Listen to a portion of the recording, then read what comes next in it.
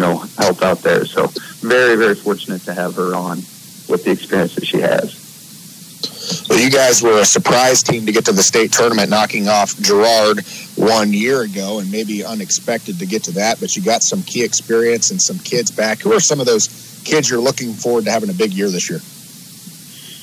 We returned Maddie Davis and Karma Fields and Bria Ginnivan in the starters, and all three are very capable. Maddie and Karma tend to offensively, kind of be catalysts, but we all have to kind of do our job. And then we've got Reagan Hipful and Abby Butcher, who was a newcomer late last year, really made the varsity late in the year, has really stepped forward and improved her game over the summer. And then we feel like we've got a bench that we're trying to figure out exactly how to play it. We're like a lot of teams right now, we're playing 10 kids a night, trying to figure out what that minute split will be, what creates the best team. Not always just the best players, but the combination of the five. So, we're trying to figure it out. We've got a lot of good athletic girls. We're trying to figure out how to put them together to create a good basketball team. Well, Scotty, you go on the road tonight at Riverton. It's hard to think that CNC League play is starting here before Christmas. They're having a tough year at 0-5 right now. How do you see this matchup with Riverton? I think watching them on film, that the biggest thing is they still have some size. And that's something we're going to fight all year long. We don't have a lot of height. So, rebounding is a huge kind of the same way. So, Frontenac girls head coach Scott Fields. Coach, thanks for the time and good luck tonight at Riverton. All right. Thank you, Mike. Chad.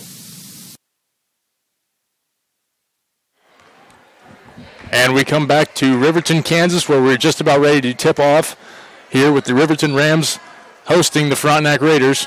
Up at the line, ready to jump for the ball is Reagan Hipful, as well as Parker for the Rams.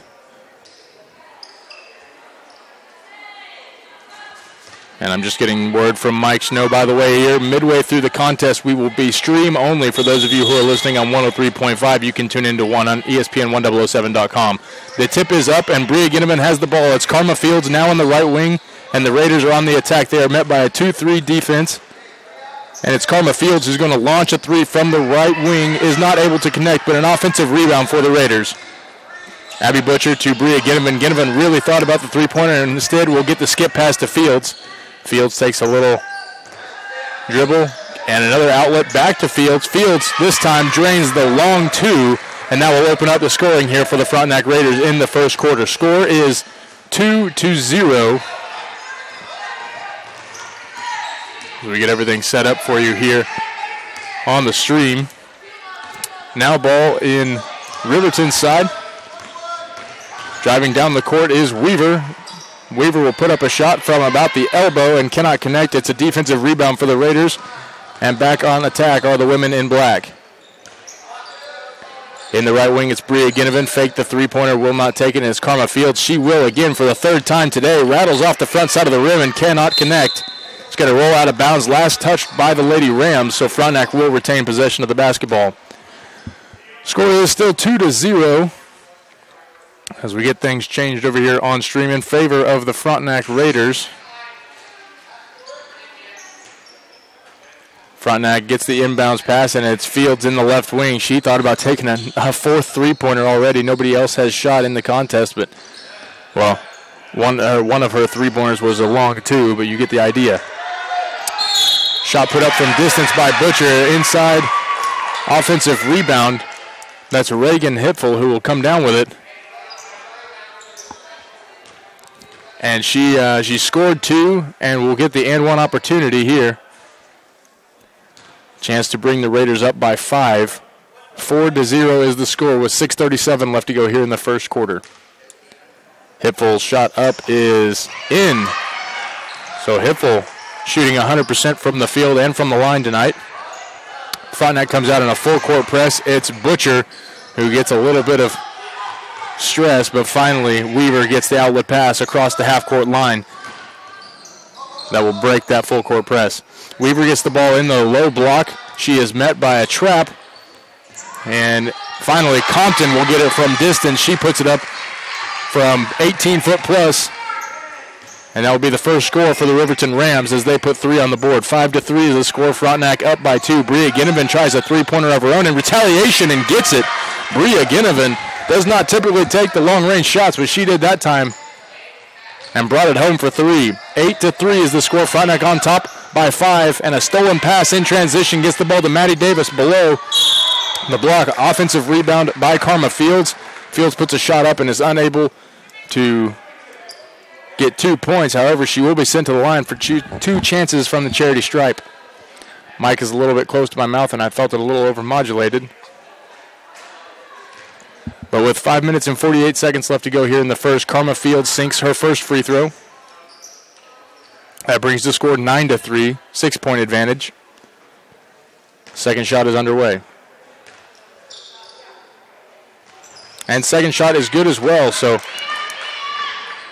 great work by Karma Fields getting the offensive board and putting 2 more on the scoreboard. Cross-court pass for Riverton. Gets the ball down low in the block, and an inside pass gives Parker an easy 2 points. Score is now 9-5. Frontenac on top by 4. 2-possession lead. Bria Ginnivan inside pass to Hipfel. Hipfel kicks it out to Davis. Davis from the top of the key just inside the 3-point line and knocks it home. 2 points for Maddie Davis already here in this contest, and the score is now 12-5. 7-point lead for the Raiders. Bria Ginnivan lets the ball roll out of bounds. She thought that it was last touched by the Rams, but it was in fact touched by Frontenac, so the Rams will take over on this possession.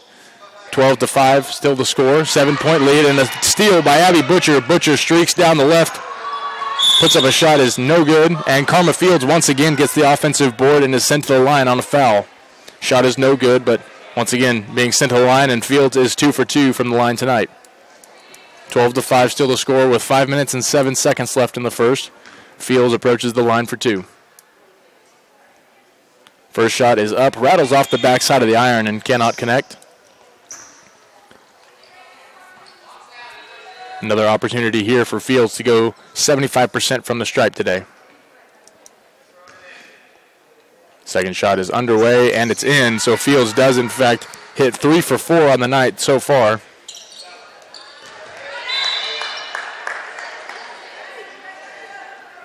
And she already has 7 points. Bria Ginnivan has 3.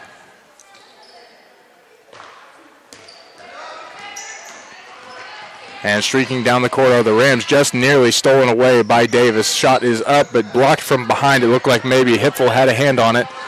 Now the Raiders back in transition. Skip pass over to Fields, left wing. Now Davis. Davis from the baseline. Got it from distance. And the Lady Raiders are on top of it from 18-foot plus. Tally that up, and now the Raiders have a 10-point lead, 16-5. An 11-point lead. And as soon as this half is over, I'm going to go down to the scores table and find out where I'm missing a point on my stat sheet.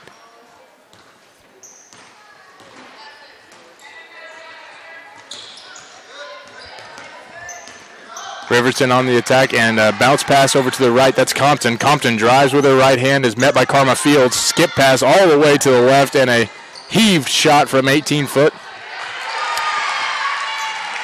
Is no good, but rebounded and put right back in for the Rams. Score now 16-7. 9-point lead for Frontenac. Abby Butcher with a skip pass to Ginnivan, inside to Davis. Davis right back out to Ginnivan, and it's Butcher from distance, top of the key. Rocks it off the glass, can't get it, but she gets her own rebound. Working it once again against this 2-3 zone defense. Fields tries from about 17 feet. Maddie Davis with an offensive rebound, no good. And a couple shots put up, and nobody is able to connect. Looks like there's going to be an over-the-back foul. Unsure who that's going to be called on. Perhaps Maddie Davis. Yeah, it would have to be Maddie Davis called on that personal foul. That's her first personal.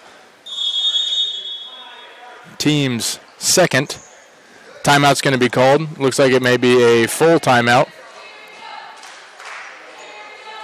No, it'll be a 30-second timeout, so we will keep it here. After just over 4 minutes of play, the score is 16-7. Frontenac with a 9-point lead over the Riverton Rams. Frontenac with an opportunity to get their season to 500. They are 1-2 right now. Riverton has not picked up a win in their column, but they are looking to against a area opponent tonight. Frontenac with an opportunity to go 2-2 and get some momentum heading on into CNC League play. Coming out of the timeout, ready to inbound the ball is Nolan. She gets a skip pass out to Parker. Parker is met by a double team by Fields and Davis. And a pass is over the top. It's going to be a backcourt violation turnover for the Lady Rams.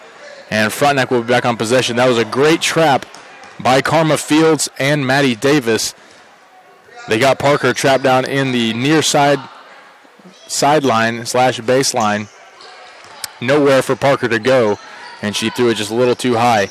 Davis from just inside the three-point line is going to rather kick it out to Fields.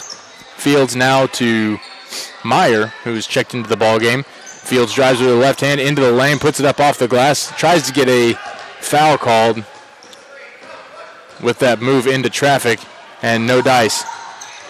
Riverton gets the defensive rebound, rather. Parker in the right wing takes a dribble and a moving shot when no one was around. That three-pointer just off target. Now at the top of the key, it is Maddie Davis with the pass from Grayson Hipfel to Fields in the left wing. Does not hit the three-pointer. Ball is going to roll out of bounds. Last touched by Riverton.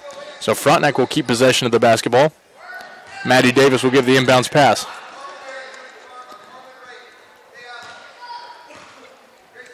Davis finds Meyer, back to Davis. A little stutter step as she faked the three-pointer. And a pass over to the right is mishandled, and it rolls out of bounds. Last touch by Frontenac, so the Lady Rams will take over. Score still 16-7. We've got a couple minutes here without any score from either side. But Frontenac will come out in a full-court press and try to trap Compton. They will indeed. However, a foul is going to be called on the floor, trying to interrupt some of the personal space with that trap. Rams are going to keep the ball. Inbound pass to Moss. There's a traveling violation, and I believe that will be on Moss. So a turnover for the Lady Rams. And Frontenac back on the attack. Inbounds pass to Meyer. Meyer fires over to Hipfel, now to Davis. Davis looking to shoot from distance, but is not going to force anything. That's not wide open. Meyer drives with the left hand, finds Grayson Hipfel. Hipfel for the long two. Bounces up and off the iron. And there's going to be an over-the-back foul against the Raiders. I'm not sure against which one. Looks like it may be Hipfel, Reagan Hipfel. And just as I say that, Caitlin Sellers checks into the game and gives Reagan Hipfel a seat on the bench for a moment. This is the first we'll see Sellers in the contest. The Rams, in an attempt to break the full-court press, get a pass a little high over the top. And unfortunately, Moss is unable to reel it in. It'll roll out of bounds, last touch by Riverton. So Frontenac doing well on defense in transition, not letting the Rams get much. Now it's Davis in the left wing. Sellers is found on the left elbow. They're going to whistle Grayson Hipfel on the traveling violation in the right wing.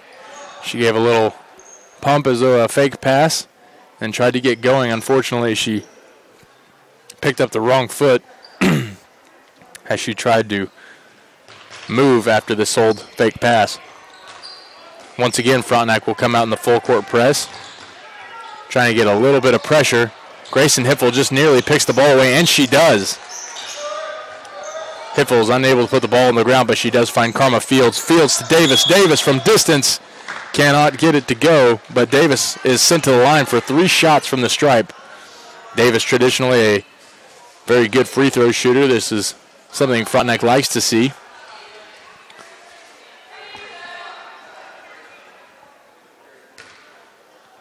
First shot is up and in. No iron necessary, just all nylon. 17-7 the score. Frontenac leads by 10 with 1:37 left to go in the first. Second shot up and good. A high arcing shot by Maddie Davis. She shoots the free throw very, very well. Third and final shot underway. It is up and in. All three sunk for Maddie Davis. 3 for 3 on the night from the line. 19-7 the score. Frontenac leads by 12 here with 1:37 left to go in the first quarter, and they come right back out in the full court press, ready to trap Weaver. Instead, Weaver will break the press herself, and Caitlin Sellers will get the defensive rebound off the mid-range jumper. Kick out to Karma Fields just inside the three-point line, rocks off the front of the iron, and two Raiders go up for the rebound. It's finally going to be yanked between, looks like Jalen Meyer and Weaver for the Rams. A jump ball. Possession arrow favors the Lady Rams.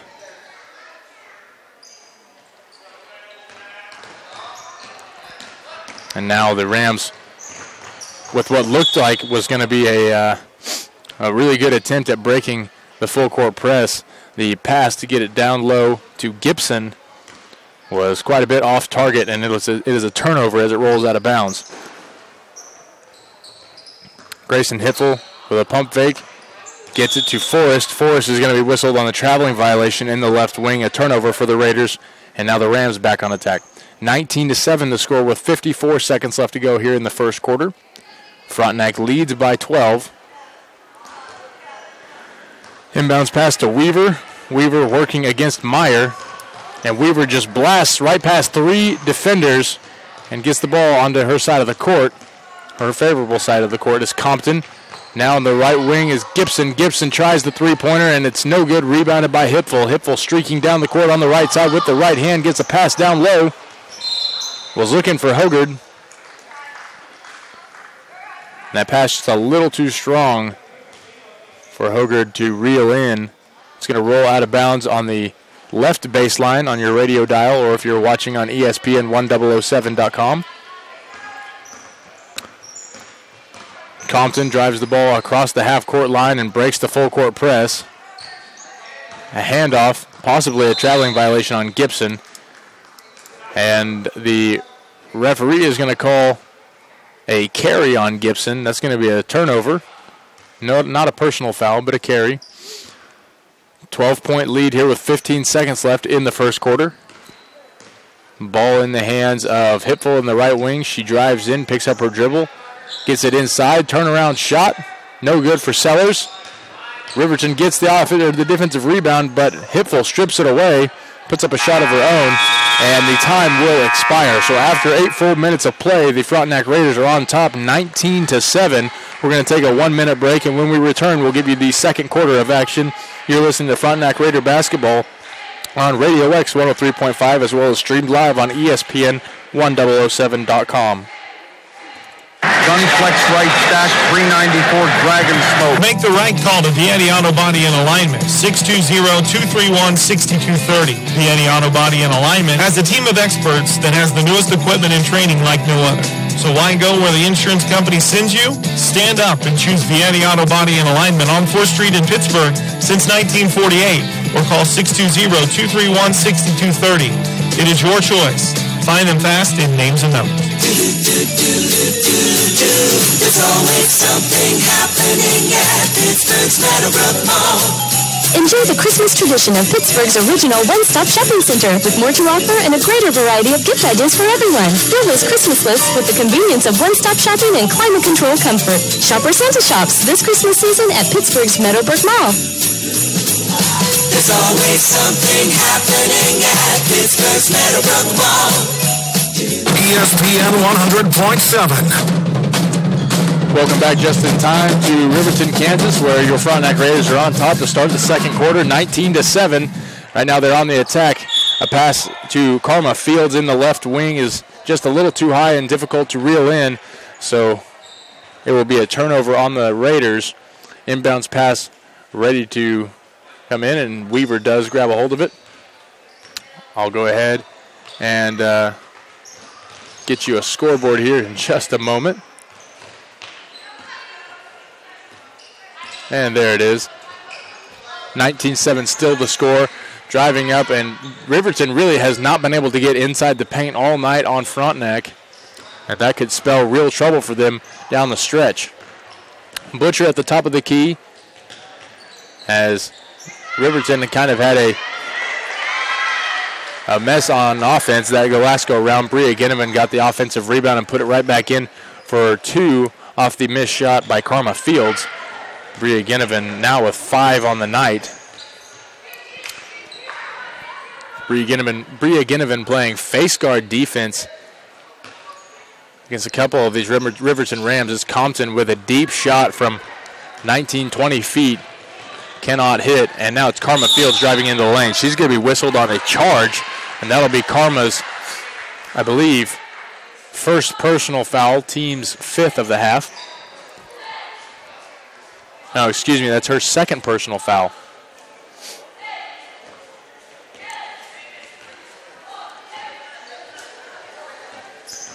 She has 7 points already, but 2 personal fouls, basically to start the second quarter. A steal by Hipfel. She drives the length of the court, and Reagan Hipfel puts herself on the scoreboard with 2 points.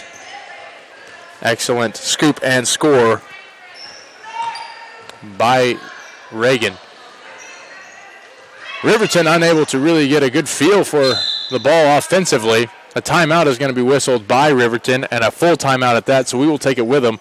60-second timeout, and we will return here on Radio X 103.5 as well as streamed live on ESPN 1007.com.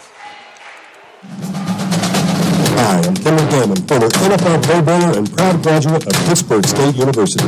Like you, I love cheering on our Gorillas, but our student athletes need our support on more than just game days. That's why I'm asking you to participate in the newly created Silverback Fund. When you give to the Silverback Fund, you're helping fund scholarships for our students to excel athletically and academically. Take your Gorilla pride to the next level. Give to the Silverback Fund. Learn more at pittstate.edu/silverback. I'm Jill Como from Como Jewelry. When you come into our store, be ready to feel some love. Yes, you'll find diamonds and jewelry that sparkle like crazy. But the most important part of our business isn't what's in the cases. It's who walks in our door. It's you. At Como Jewelry, our promise is this. We'll love you like nobody's business, because taking care of you is our business. So stop by to hear someone call your name. Como Jewelry in Joplin at 20th and Rangeline, and in Pittsburgh in front of the Meadowbrook Mall. ESPN 100.7. Welcome back to Riverton, Kansas. Heath Atkins here alongside Amber Atkins. Not to be confused with one and the same. In the right wing, it's Weaver. Weaver gets it down low. Shot by Parker from distance. Cannot hit. Good rebound by Compton. Compton back to Weaver. Now left wing picked up by Bria Ginnevan. Ginnevan swats the pass. It's still going to wind up in the hands of a Riverton Ram, but it's in the hands of a Ram out of bounds. So a turnover by Riverton gives the ball back to the Frontenac Raiders. Abby Butcher now top of the key. She's picked up by a 1-1-3 zone defense, it looks like. Perhaps it's a man-to-man, but it's an odd-looking man-to-man. Shot put up from distance. Looks like Reagan Hipfel had the offensive rebound, but it was stripped away by Weaver. Weaver driving with her right hand, puts a shot up, and gets the shot to go, and the and-one whistle. And that's basically the way Weaver has approached offensively all night. She drives right into the lane, and sometimes she is met by heavy traffic. Usually still puts the ball up regardless. She's had high percentage looks. First shot is up and in, so she will convert the three-point play. 23-10 now the score. Frontenac leads by 13 points. Abby Butcher now top of the key over to Bria Ginnevan in the right wing. Skip pass to Hipfel to Davis. Davis from three puts it up, and it's off the front iron. Rebound by Abby Butcher. Great offensive rebound for Frontenac. Lady Rams look to be back in their 2-3 zone defense. Skip pass to Butcher, top of the key, off the front iron. Offensive rebound. Karma Fields puts it back in for two and the and one whistle. 25-10. Frontenac putting on a display here tonight with an opportunity at a three-point play for Karma Fields. Fields is 3 for 4 on the night from the charity stripe. Chance to put herself at 80% from the line, and she does. Fields is 4 for 5 from the free throw line tonight so far. That makes the score 26-10. Frontenac on top by 16 points. Weaver with the ball. She's met by a double team. Gets it over the top to Gibson. Gibson just can't quite reel in the pass, and it'll fall out of bounds at the right baseline on your radio dial. Turnover for the Rams, and back on attack for Frontenac. Bria Ginnivan, the right wing, skip pass to Davis. Davis faked the three-pointer, drives in with the right hand, up off the glass, cannot hit from mid-range. And a rebound by Compton. Compton crosses the half-court line. The defense kind of in disarray. And a defensive rebound by Bria Ginnivan as Compton put up the shot. Maddie Davis drives up the lane, puts up the shot with the right hand, gets it off the glass. Shot does not fall, but she's sent back to the line. Davis is 3 for 3 on free throw shots today. She attempted 3 in a row after being fouled on a 20-plus foot shot earlier. Sunk all 3 free throws on that missed 3. First free throw here in the second quarter for Davis is good, so she's still shooting 100%, 4 for 4.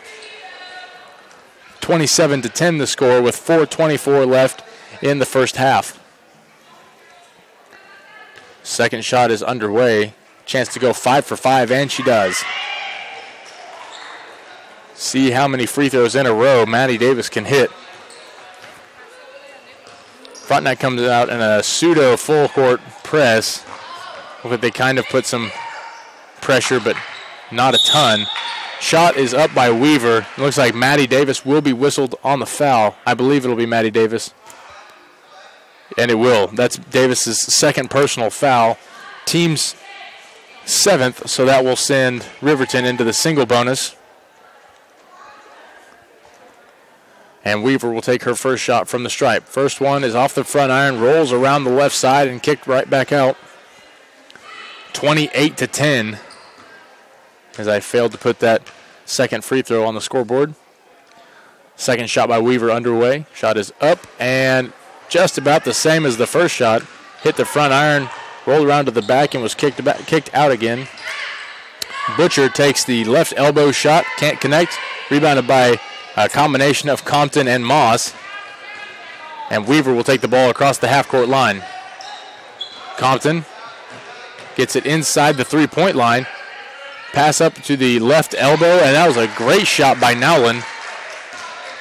Nowlin puts it up for 2 from just inside the free throw line. Bria Ginnivan in the right wing. A skip pass to Butcher over the top. It's not quite handled, but Heather Arnett there to reel it in. Karma Fields in the right elbow finds Bria Ginnivan. Ginnivan with a pump fake, got her defender to jump. Shot up off the glass. And can't hit. It rolls out of bounds. Last touch by Frontenac, so the Lady Rams will take over. Weaver gets the inbounds pass. Heather Arnett and Abby Butcher up playing half-court defense. Arnett tries to interrupt the pass. Bria Ginnivan's going to be whistled on a personal foul reaching for the pass. She accidentally clips the face of Weaver. Weaver gets right back up. Looked like didn't hurt her too bad. It looked a lot more violent than it actually was from a distance. And Bria Ginnivan will take a seat. In comes Caitlin Sellers. 28-12. Frontenac leads by 16. And Weaver will take 2 more shots from the free throw line. Or rather a 1-and-1. First one missed.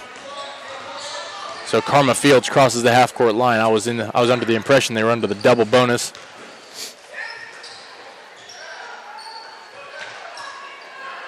And Frontenac gets it to Caitlin Sellers down low. There's going to be a holding called. I'll get you the number on that here in just a moment.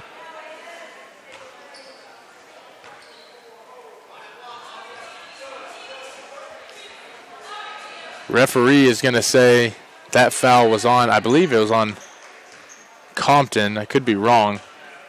No, they're going to say it's on Gibson. Gibson's second personal foul.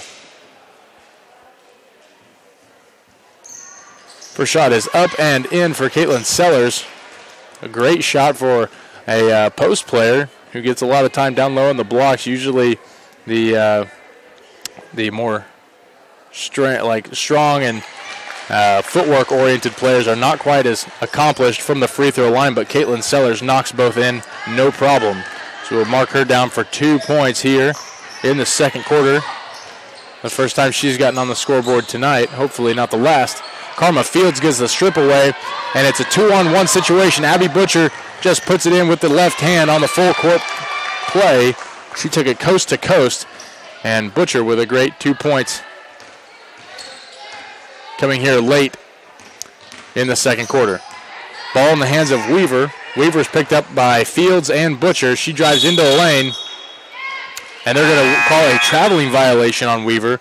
She was met by Maddie Davis, who just kind of stood her ground and was trying to take a charge. Instead, I really didn't see some extra footsteps there, but any turnover we can get for the Frontenac Raiders is one we will accept. Maddie Davis in the left wing. An argument could have been made for a traveling violation there if they're getting this picky with the footsteps.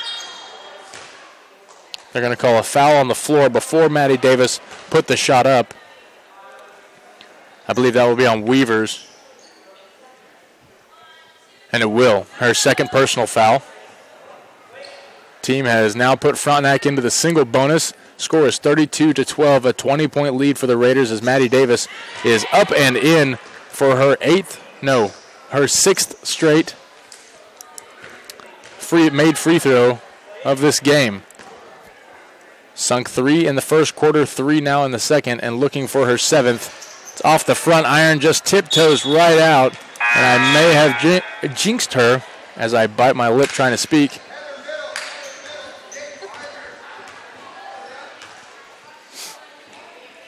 Mike Snow back in studio says it sounds and looks good, so we can rest assured about that. Inside pass to Compton. Compton drives in with a right hand, decides to kick it right back out to Weavers. Weavers tries the high arcing shot and looks like it may have been interrupted just a bit by the Frontenac Raiders, and there's a tie-up on the ground. They're going to say the possession arrow points in favor of the Riverton Rams. So they'll stay on that side of the court. Right-hand side if you're listening on your radio. Weavers gets the pass to Nowlett. And they're met by a trap down in the low block, just outside of the block, rather.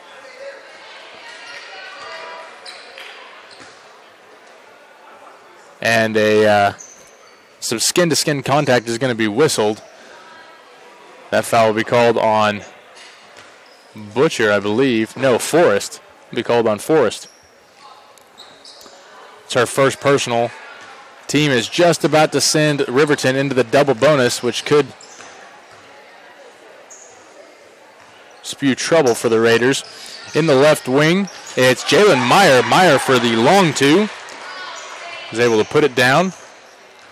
That's 35-12 the score with 1:15 left to go here in the first half.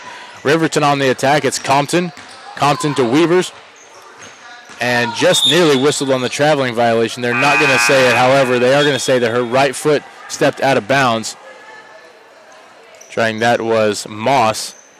Moss was trying to work a move on the inside just next to the baseline and happened to tiptoe out. She had a really good first step advantage on her defender. Trying to drive in was Heather Arnett. Arnett just barely loses track of her dribble. And Weavers is with the quick hands is going to take it away. Compton with a handoff. She finds Moss. Moss top of the key. And it's picked off. Hipful is all alone. She has Arnett right behind her just in case for the offensive rebound. But Hipful will lay it in herself. No problem. 37-12 the score. Final 40 seconds of the first half. Taking the ball across the half-court line now is Weaver. And she gets a handoff and a skip pass to Compton with the bounce. Tried the 18-footer. It's just going to roll around the rim and fall out. Kick out to Arnett. Arnett's going to try the 16-footer. It's just over the top of the iron, and Weaver gets the defensive rebound. I keep saying the wrong kind of rebound. Final 10 seconds of the first half. Weaver's going to pull up from the elbow off the front iron. No good. Rebound by, look like Caitlin Sellers. But instead, we're going to go to the other side of the court. Looks like it's going to be called a foul on Weaver. Looked like that was a pretty good play on the ball. I think a foul could have been whistled on anybody in that vicinity, including a couple of Frontenac Raiders. But they're going to whistle it on Weaver. That's her third personal. And both teams ready to go into the double bonus after this. I'm going to go ahead and set that up on the scoreboard as we have the last 6.8 seconds in case somebody does commit a foul in that time span. Sellers with another shot. Both of those shots are good from the free throw line. 39-12, a 27-point lead for the Raiders. And we do, in fact, get a foul. This time, I believe by the Frontenac Raiders, or the Frontenac Raiders are going to commit one. No, they're just going to say it went out of bounds. So the Raiders will get the final 3.6 seconds left. And Arnett's going to take one from deep and knocks it down from 22 feet away from the basket. Excellent shot there by Heather Arnett to beat the buzzer. And that will do it for our first half of action. After 16 full minutes of play, it's Frontenac 42, Riverton 12, a 30-point lead for the Lady Raiders as they approach the halftime intermission. We will head to a halftime intermission of our own. We'll take a 2-minute break, and when we come back, actually we'll take a 3-minute break, and when we return, we will give you the first half stats as well as a scoring summary and give you a look at what is to come here later in the broadcast and what is going to be on the broadcasting schedule this week across the MyTown Media Radio Network. You are listening to Frontenac Raider Basketball on Radio X 103.5 The Evolution, as well as streamed live on ESPN1007.com. Back in 3 minutes.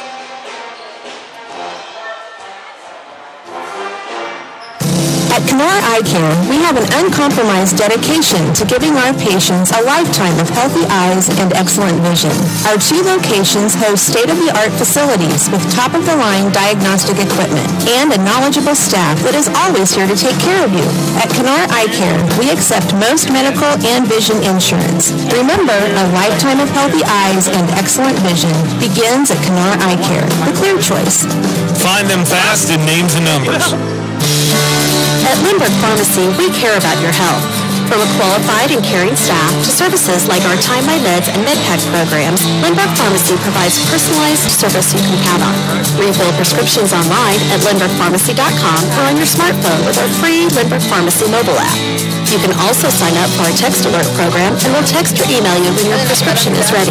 Can't make it to us? We'll deliver your medications right to your door. Lindbergh Pharmacy, now 2 locations to serve you.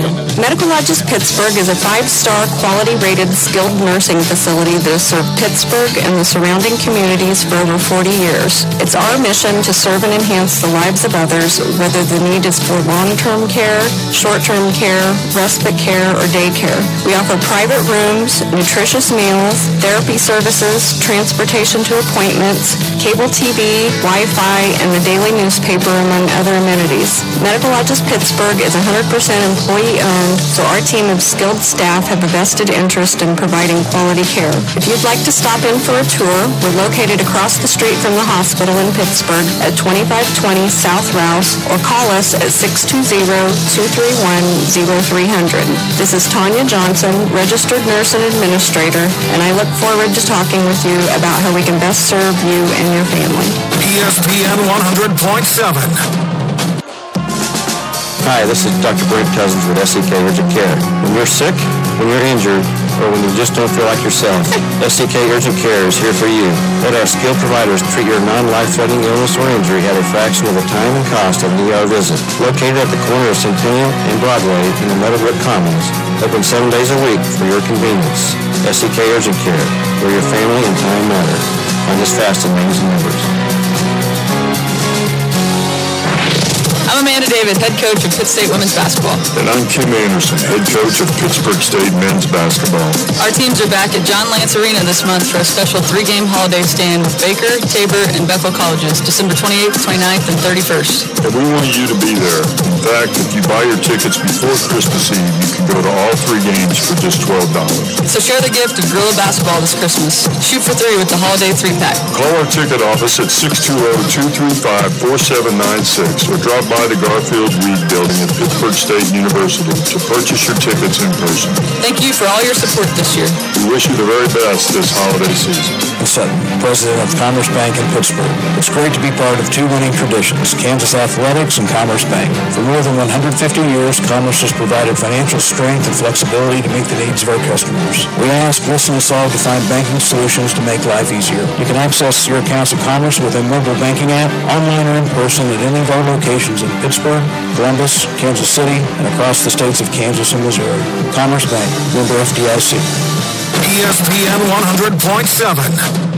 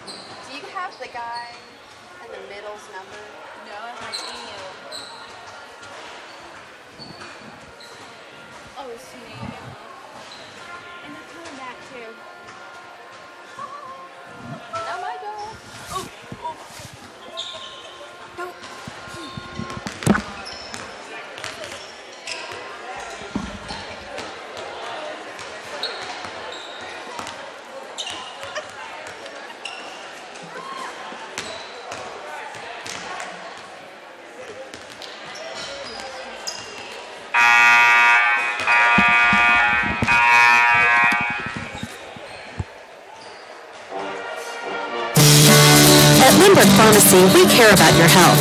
From a qualified and caring staff to services like our Time My Meds and MedPack programs, Lindbergh Pharmacy provides personalized service you can count on. Refill prescriptions online at lindberghpharmacy.com or on your smartphone with our free Lindbergh Pharmacy mobile app. You can also sign up for our text alert program and we'll text or email you when your prescription is ready. Can't make it to us? We'll deliver your medications right to your door. Lindbergh Pharmacy, now 2 locations to serve you. What does it take to have a truly positive reputation? At Vogel Heating and Cooling, we know reputation is earned. by consistent performance, by serving our customers' best interest, by providing top-quality, energy-efficient Rheem equipment and service for Southeast Kansas homeowners. Vogel Heating and Cooling is a Rheem factory-authorized dealer and has been serving the area for over 20 years. Turn to the experts. Turn to Vogel Heating and Cooling. Gunflex right stack, 394 Dragon Smoke. Make the right call to Vietti Auto Body and Alignment, 620-231-6230. Vietti Auto Body and Alignment has a team of experts that has the newest equipment and training like no other. So why go where the insurance company sends you? Stand up and choose Vietti Auto Body and Alignment on 4th Street in Pittsburgh since 1948, or call 620-231-6230. It is your choice. Find them fast in names and numbers. Are you tired of all those confusing checking account options? The Kansas Teachers Community Credit Union makes your choice simple. We only have one option. Our checking account has no monthly fees, and if you maintain a $2,000 minimum balance, we pay you interest. Get the Credit Union Advantage at 416 North Broadway or call 620-231-5719 for more information. Deposits are federally insured by NCUA up to $250,000. ESPN 100.7. Welcome back to Frontenac, Kansas. Heath Atkins here alongside camerawoman Amber Atkins. She was running the breaks there in the halftime intermission, so special thanks for that. Last 40 seconds left of the halftime break, and the Frontenac Lady Raiders lead 42-12, their largest lead of the contest thus far. A 30-point advantage for the Lady Raiders. Let's go over the scoring summary before we get ready to go here in the third quarter. Right now, Maddie Davis leads all scorers with 11, then Karma Fields with 8. Reagan Hipfel has 5. Bria Ginneman has 5. Caitlin Sellers with 4. Heather Arnett with 3. Butcher with 2. And that is it for the Lady Raiders. That is the 42 points that they have on the board, getting ready to head into the third quarter.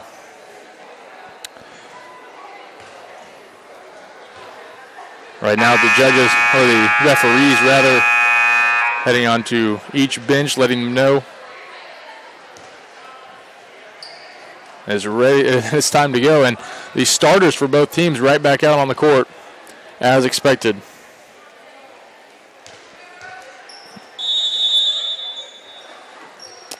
And Frontenac will get the ball to start the third quarter. It's Maddie Davis in the right wing.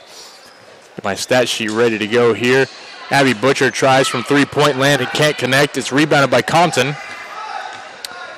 Compton crosses the half-court line. And a kick out to Moss. Moss tries a three from about the same spot.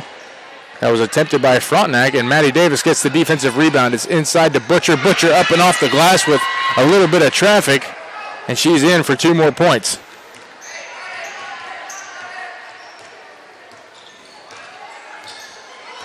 Butcher on the night adds to her 2-point resume. She has 4 now on the night. Shot up and no good. Rebounded by Frontenac. Maddie Davis with the 2-on-1 possession and up and off the glass in transition. Can't get it to fall. By the way, just so everyone knows, after this girls contest on Radio X 103.5, we are turning it over to the Pittsburgh State Gorillas in Las Vegas. That broadcast can be heard on ESPN 100.7 or on Radio X 103.5. And you can watch the remainder of the boys Frontenac game on ESPN1007.com or listen on the ESPN 100.7 app. Frontenac on the attack, an offensive rebound by Bria Ginnevan. She goes up from the right side with the right hand and is fouled on the way up. And excuse me as I need to go over to correct the scoreboard. 6 minutes and 30 seconds left here in the third quarter. Bria Ginnevan heading to the line.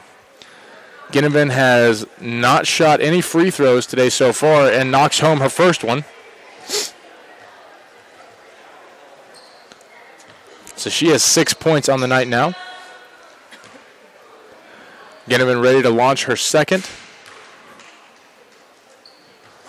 And it's off the front iron and no good. But Frontenac does get their own offensive rebound. It's Hipfel from just inside the elbow, and she knocks it in for 2. Reagan Hipfel She has 7 points on the night. A great night for a lot of these guards. Maddie Davis picks off the pass that was intended for Compton. And it's going to go up and off the glass around the rim for Abby Butcher. Butcher coming alive here in the third quarter.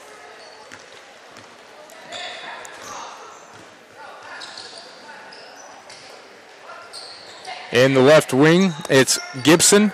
Inside pass. And Nowlin is going to be whistled. No. Instead, rather, they will call. I'm not sure who they're going to whistle for that. No, they're going to say Reagan Hipfel is going to get her third personal foul. I wasn't sure how she was the one whistled for that. That's why I was confused. She was not real heavily involved in a lot of that action. But another foul on the floor. This time is going to be whistled against Bria Ginnivan. That's Ginnivan's second personal. And the Rams on the attack from the baseline. Trying it is Gibson. Gibson can't make it fall, but an offensive rebound by Compton. Compton can't grab it. Nowlin puts it right back up. Shot no good, rebounded by Hipfel. And a hold is going to be whistled. That's either going to be on Nowlin or maybe Parker. We will see. Now they're going to whistle that on Gibson, and that's her third personal. Karma Fields from the right wing. Frontenac not taking too much time on offense. Shot is no good, but an offensive rebound. Maddie Davis drives in with the right hand. Inside the lane, puts up a shot, no good. Rebounded by Karma Fields, and Fields puts it right back up and in. Fields now has 10 points as she is the second Frontenac Raider to reach the double-digit echelon. Stolen pass by Maddie Davis, and she's all alone. She's got Abby Butcher behind her for a little bit of help, and Davis throws it up off the backboard with the left hand. She has 13 points on the night, too, now in the quarter. 53-12, and I've done a poor job of updating the scoreboard for those of you at home. 53-12, and a picked-off pass for the Raiders once again as the Rams are trying so hard to get something working on offense. And the Raiders just being such a pain defensively. 53-12 with 4:27 left to go here in the third. Once again, for all of you listening on Radio X 103.5, as soon as this girls contest is over, we will switch it to KSHQ programming where the Pittsburgh State Gorillas are playing in Las Vegas. Be sure to hear Eddie Lomchek's call of both of those games on either ESPN 100.7 or Radio X 103.5. Deep shot taken by Parker. It's no good and rolls out of bounds, so Maddie Davis will give the inbounds pass for Frontenac. Karma Fields crosses the half-court line, and Riverton's going to come right back out in the 2-3 defense that they started in. Inside to Hipfel. Hipfel up off the glass. The shot is no good, but she was fouled. We'll see who they whistle that on in just a moment.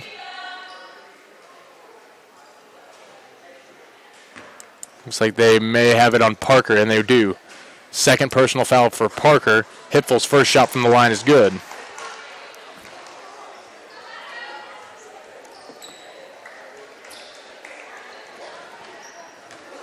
Hipfel has sunk both of her free throws today. She's 2 for 2, getting ready to get the third underway, and that one does miss. She's 2 for 3, but an offensive rebound for the Raiders. Karma Fields tries from long distance, can't hit, and it's last touched by Grayson Hipfel as it rolls out of bounds. So 54-12, Frontenac nursing a 42-point lead.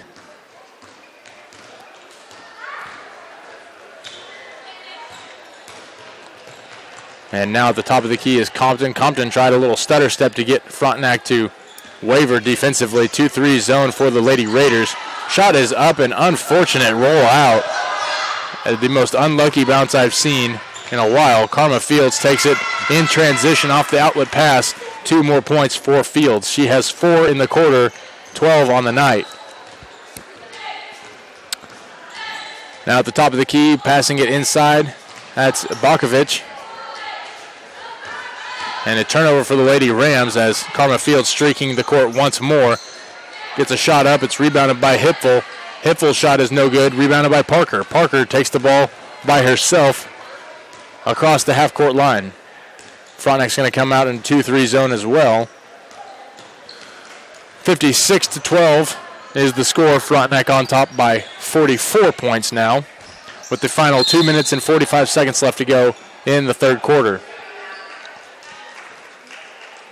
Foul on the floor is committed by, I will give you that number here in just a moment.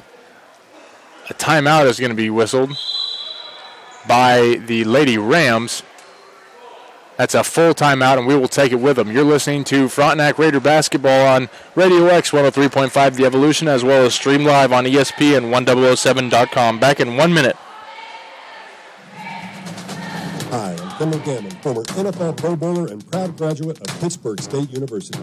Like you, I love cheering on our Gorillas, but our student athletes need our support on more than just game days. That's why I'm asking you to participate in the newly created Silverback Fund. When you give to the Silverback Fund, you're helping fund scholarships for our students to excel athletically and academically.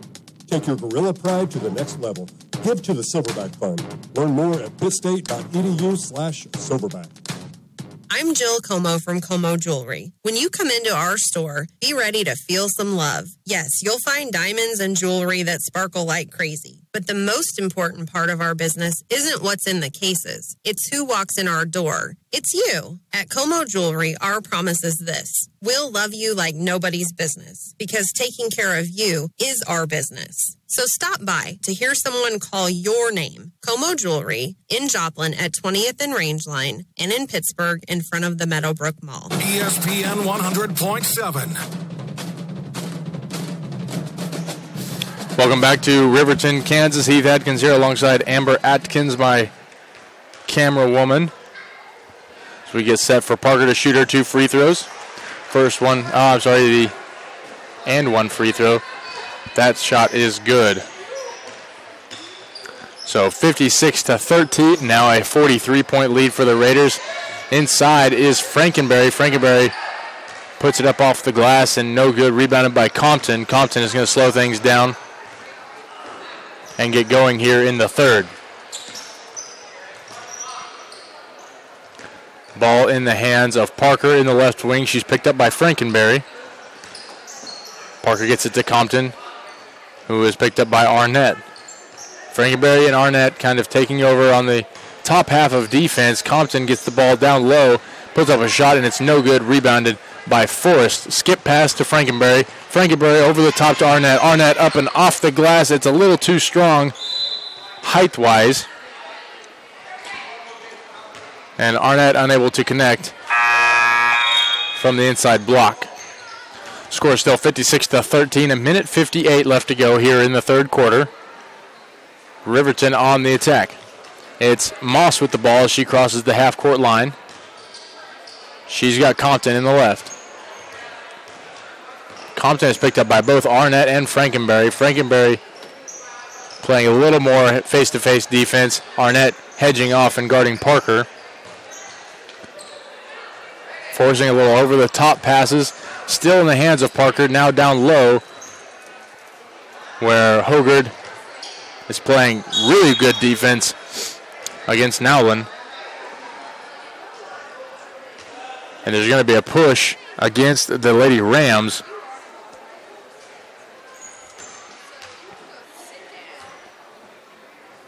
I'm not sure who they're going to whistle that on. It looks like it may be Nowlin. But I didn't think she really committed much of a foul on that last play. It's Arnett in the right wing, a skip pass to Hogard. Now Forrest, back to Arnett in the right wing, and she's going to take a contested three-pointer, puts it up off the glass. It's an offensive rebound, and now Arnett will take another shot just inside the three-point line. Shot will roll out of bounds, last touched by Caitlin Sellers. So the Riverton Rams will be back on attack. 56-13, still a 43-point lead for the Raiders as we approach the final minute of the third quarter. Possession arrow is incorrect on the stream, but it favors the Lady Rams. It's Gibson, top of the key. Now to Compton in the right wing. Compton is picked up by Arnett. Couple screens set, trying to get some open players on offense for the Lady Rams. Parker's pass, her bounce pass, is picked off by Arnett, and Arnett's driving with the left hand, puts it up off the glass, and a nice coast-to-coast shot for Heather Arnett to get onto the board for the first time in the second half. She has 5 on the night. She had the buzzer beater 3 that ended the second quarter, and now she has 2 here in this quarter, make the score 58-13. Stolen pass is given to Arnett. Arnett shares it to Frankenberry, and Frankenberry off the low block on the right side, scores it with the right hand. 2 points now for Frankenberry, her first 2 of the night. And a distance shot heaved up by Compton as the time expires, and that will end the third quarter. Final score after 24 minutes of play, Frontenac 60, Riverton 13. They hold a 47-point lead over the Lady Rams, and we head to the final quarterly break. You're listening to Frontenac Raider basketball on Radio X 103.5. Are you tired of all those confusing checking account options? The Kansas Teachers Community Credit Union makes your choice simple. We only have one option. Our checking account has no monthly fees, and if you maintain a $2,000 minimum balance, we pay you interest. Get the Credit Union Advantage at 416 North Broadway or call 620-231-5719 for more information. Deposits are federally insured by NCUA up to $250,000. The true test of a great insurance agency comes when you suffer a loss. It's easy to take your premiums, but Ray Ryan of Ryan Insurance of Pittsburgh knows that handling your claim is the most important service an insured needs. Claim is our chance to let the customer know that we'll be out there, not just that we sold them a policy, we'll also be there when a claim occurs to make sure it gets handled in an honest, respectable way. Ryan Insurance of Pittsburgh, a trusted choice agency. Find them fast in names and numbers. ESPN 100.7. Heath Atkins here in Riverton, Kansas, as we begin the final quarter of play for the girls varsity matchup with the Frontenac Raiders against the Riverton Rams. Compton has the ball at the top of the key. She gets it out to Weavers, now on the right, back to Compton in the left. Compton rotates around to the top of the key, and now Weavers is picked up by Arnett. Compton is picked up by Maddie Davis. No, rather, Abby Butcher is the one out there playing defense on Weavers. Score is 60-13. 47-point lead. 47-point lead for the Raiders. 7 minutes and 15 seconds left to go here in the final quarter.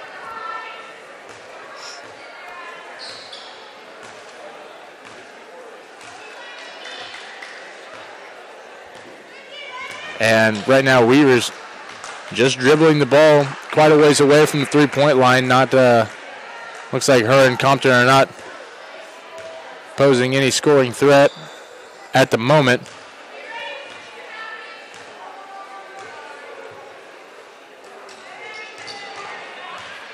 Looks like there's some frustration out on the court between the two leaders.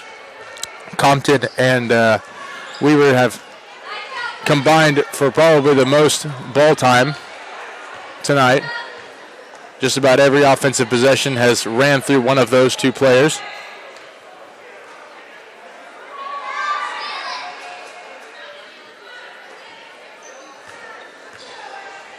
And I can't say I've seen anything like this really before. Weavers has not picked up her feet, just has been dribbling the ball for a while now. And now I guess the Lady Rams are going to get rolling.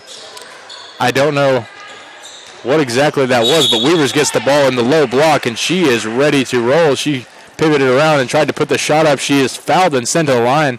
A chance for the Lady Rams to get on the scoreboard for the first time here in the second half. Score is 60-13 with 5:40 left to go here in the fourth quarter. And it looks like they just tried to explode into some offense after being a little timid for the first minute. By the way, turbo clock has been initiated, so even during the free throws, the clock will be rolling, as it usually is when a team is up by 35 after 3 quarters. Weaver heaves her second shot. It is underway, and it rattles off and just misses to the right. Still no score for the Lady Rams. Rams come back out in the 2-3 defense they started in. Ball in the hands of Hogard at the top of the key. Now Sellers in the right wing. Sellers is picked up by Gibson. And now it's Forrest in the right. She's met by a double team. Hipful top of the key.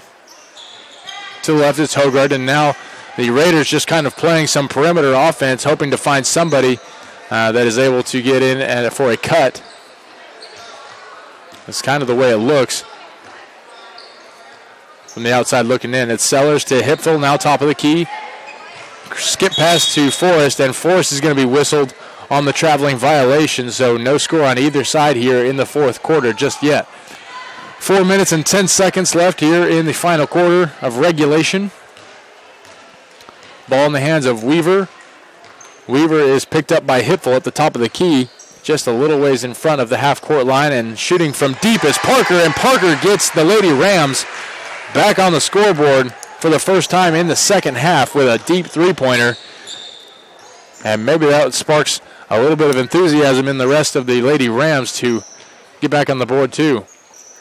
60-16 now. I need to update my scoreboard. For those of you at home watching on ESPN1007.com, it's Forrest in the left wing. She gets it to Sellers at the top of the key. And Frontenac has been playing this perimeter offense, looking to find somebody open inside. Riverton's actually done a pretty good job of sealing away everything available from the inside, and Compton nearly gets the steal. She's going to bat it out of bounds, but actually it'll be last touched by the Lady Raiders, so a great defensive possession there for the Lady Rams. The clock still continues to run. Final 3 minutes left after what feels like a lot less than 5 minutes of play.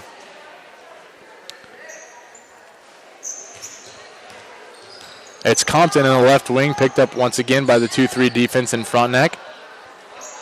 In the right wing, it's Gibson. Gibson gets it inside. It's Compton. Compton rolls around and puts up a shot.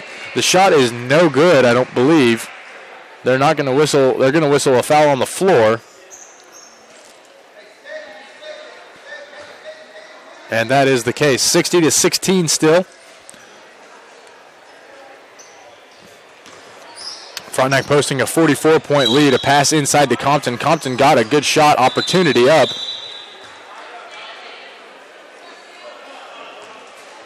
They may call a foul right there on Caitlin Sellers. I'm not certain. That may, or perhaps on Forrest. They are going to give Forrest her 4th personal foul. And Compton, with an opportunity from the free throw line, capitalizes. Her first shot is good. So 60-17 now, a 43-point lead for the Lady Raiders.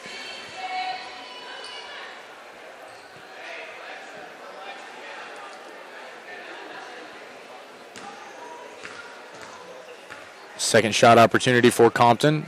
It is up and in. And looking forward for the Lady Raiders, that may be the way to go. Compton has done a great job of drawing a foul when she does get inside in the paint.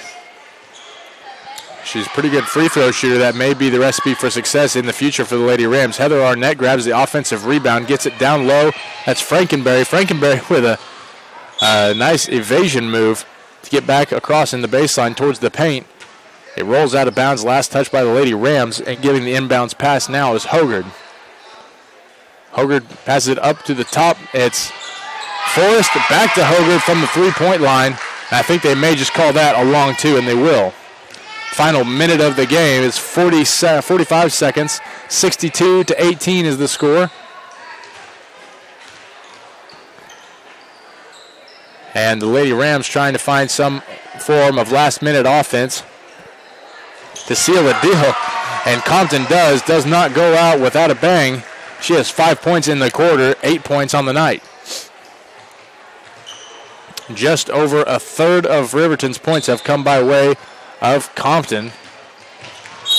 Forrest just nearly gets a pick. Instead, she is going to bat the ball away.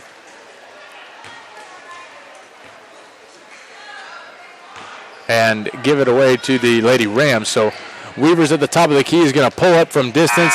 Shot up, banks off the front of the rim, and that will do it for the girls contest here in Riverton, Kansas. Final score 62-21. Frontenac on top, and they advance to 2-2 on the season. And we will step aside and hear from Coach Ryan Varsalona, the head coach of the Frontenac boys basketball program. Him and Mike Snow had an interview, or him and myself actually had an interview earlier today. It was Coach Scott Fields that Mike sat down with earlier. But a 2-minute break, and we will come right back with Coach Ryan Varsalona here on the Frontenac Raider basketball pregame show. You're listening to Radio X 103.5, soon to be only on ESPN1007.com.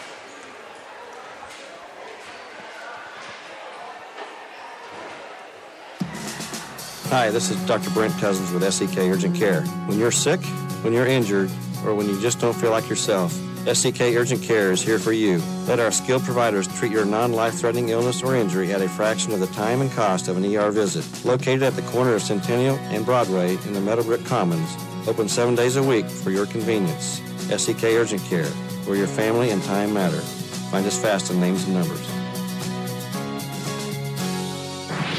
I'm Amanda David, head coach of Pitt State women's basketball. And I'm Kim Anderson, head coach of Pittsburgh State men's basketball. Our teams are back at John Lance Arena this month for a special 3-game holiday stand with Baker, Tabor, and Bethel colleges, December 28th, 29th, and 31st. And we want you to be there. In fact, if you buy your tickets before Christmas Eve, you can go to all 3 games for just $12. So share the gift of Gorilla Basketball this Christmas. Shoot for 3 with the holiday 3-pack. Call our ticket office at 620-235-4796 or drop by the Garfield Weed Building at Pittsburgh State University to purchase your tickets in person. Thank you for all your support this year. We wish you the very best this holiday season. Sutton, president of Commerce Bank in Pittsburgh. It's great to be part of 2 winning traditions, Kansas Athletics and Commerce Bank. For more than 150 years, Commerce has provided financial strength and flexibility to meet the needs of our customers. We ask, listen, and solve to find banking solutions to make life easier. You can access your accounts at Commerce with a mobile banking app, online or in person at any of our locations in Pittsburgh, Columbus, Kansas City, and across the states of Kansas and Missouri. Commerce Bank, member FDIC. ESPN 100.7.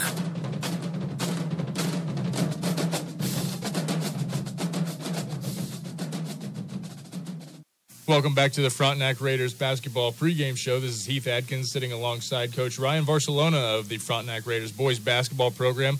Coach, you're 1-3 right now on the season after falling to Neosho in the 4-state challenge. Talk about that game against Neosho. Talk about your season thus far and what you expect out of Riverton. Yeah, it was a great atmosphere once again to play over there at Webb City. Coach Warren, Coach Roderick, they did a good job of welcoming the teams and treating the teams well. And, it's kind of like a state atmosphere with their arena they got over there. We ran into a good team in Neosho. I thought we played pretty well for 3 quarters. Got up 9, I believe, with about 3 minutes left. And just started turning the ball over a little bit. And weren't able to finish at the rim. And we just weren't able to close it out. I was pretty pleased with the effort and energy that we played on the defensive end for the first 3 quarters. It just didn't complete the game the other night, but I feel like we're on the right track. We're really close, is what I told the guys. Once we can cut down the turnovers and finish at the rim, I think the worm's going to turn a little bit, and things are going to go in our favor. As far as Riverton tonight, they come in undefeated. Bronson's got them off to a good start, 5-0, I believe. And they got a CMC win the other night against Columbus. So I know they had a lot of younger guys last year. Those guys are all back. So it'll be a tough challenge for us tonight. In regards to that game against Neosho came out initially in a man-to-man defense, and after the first half of play, your boys were on top by 1 point, and they seemed to handle that man-to-man defense pretty well. In the second half, Neosho came out, and if I'm not mistaken, 4 or 5 different defenses between a man-to-man, a weird like hybrid amiibo type defense, and then a 1-3-1 and a 2-3 at different times. Do you feel like your boys specialize in playing against any one specific kind of defense, named man-to-man specifically?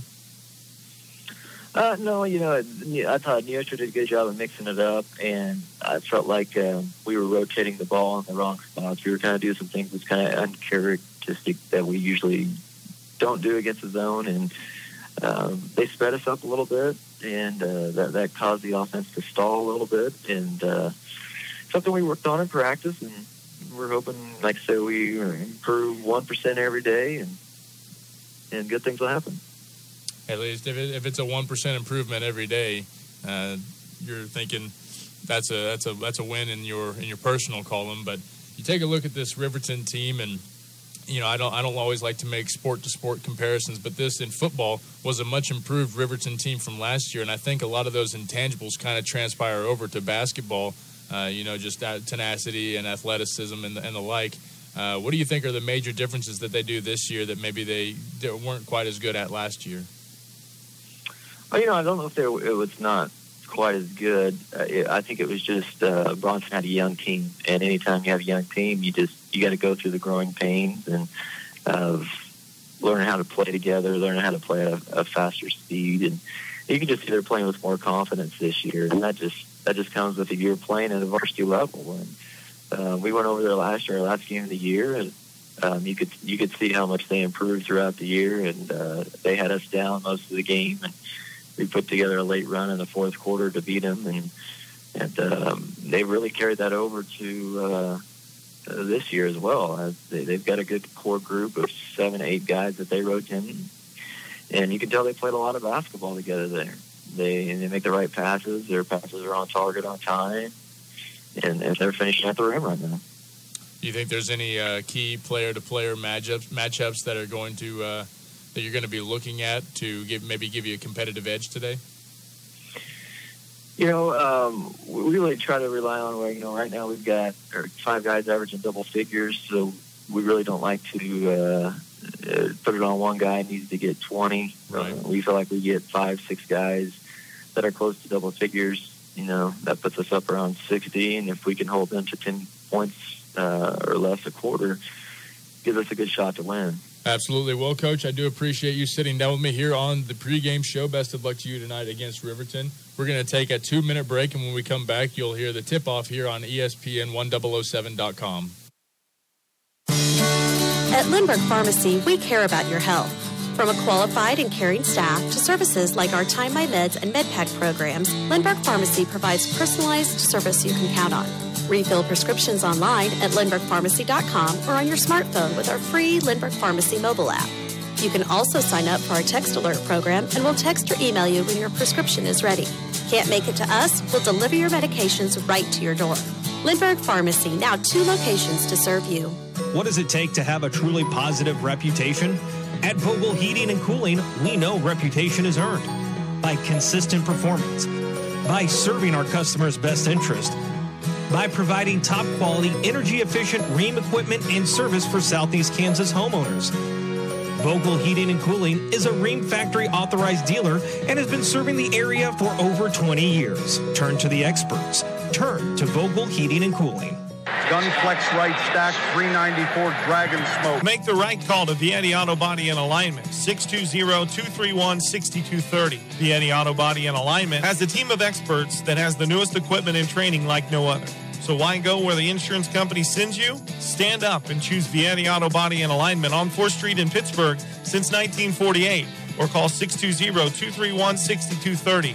It is your choice. Find them fast in names and numbers. Are you tired of all those confusing checking account options? The Kansas Teachers Community Credit Union makes your choice simple. We only have one option. Our checking account has no monthly fees, and if you maintain a $2,000 minimum balance, we pay you interest. Get the Credit Union Advantage at 416 North Broadway or call 620-231-5719 for more information. Deposits are federally insured by NCUA up to $250,000. ESPN 100.7. Welcome back to Riverton, Kansas. Heath Atkins here alongside Amber Atkins, getting ready for the Frontenac Raiders boys contest versus the Riverton Rams boys team. We are just getting set here. Frontenac, their most recent game was in Webb City against Neosho, where they faced a very troublesome team. They were up on top at the half, and as we heard from Coach Ryan Barcelona, was just unable to, they were getting frustrated defensively, and Neosho came out in several defensive looks, kind of mixed them up a lot, and Coach Ryan Barcelona believes that that was just a very talented team, a very well-coached team, a team that stuck through quite a bit of hardships and ended up pulling out a double-digit victory against the Frontenac Raiders. The Raiders hope to begin some area play here against Riverton and hope to get to 2-3 on the season and get a little bit closer to the 500 mark as what is a lot more, I guess, a lot less demoralizing than being under 500. That under 500 mark really just feels night and day. You know, being 2-3 is a night and day difference from being 3-3. And if the Frontenac Raiders can get just a bit closer to that here in this game, if they can get to 2-3 on the season, that'll give them a little bit of momentum. And if they can climb to 3-3, that is where things will change drastically for the Raiders. The Raiders have played against some seriously tough competition thus far, with the likes of Carthage, Lewisburg, and then Belle Plaine, Lacine. Belle Plaine. I don't know where I pulled that out of, but Lacine Prairie View. The Buffalo at home. They had 3 straight home games to begin the season, then went to Webb City and lost that game against Neosho. We have 5 minutes and 10 seconds before the start of the game where they will announce starting lineups, and that's about when we will do the same. So we're going to step aside for 3 minutes. When we return, I'll go over starting lineups for both teams as well as keys to the game. You're listening to Frontenac Raider Basketball on ESPN1007.com, streamed live.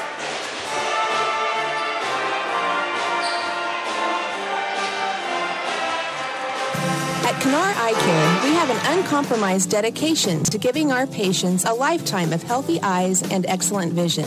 Our 2 locations host state-of-the-art facilities with top-of-the-line diagnostic equipment and a knowledgeable staff that is always here to take care of you. At Canar Eye Care, we accept most medical and vision insurance. Remember, a lifetime of healthy eyes and excellent vision begins at Canar Eye Care, the clear choice.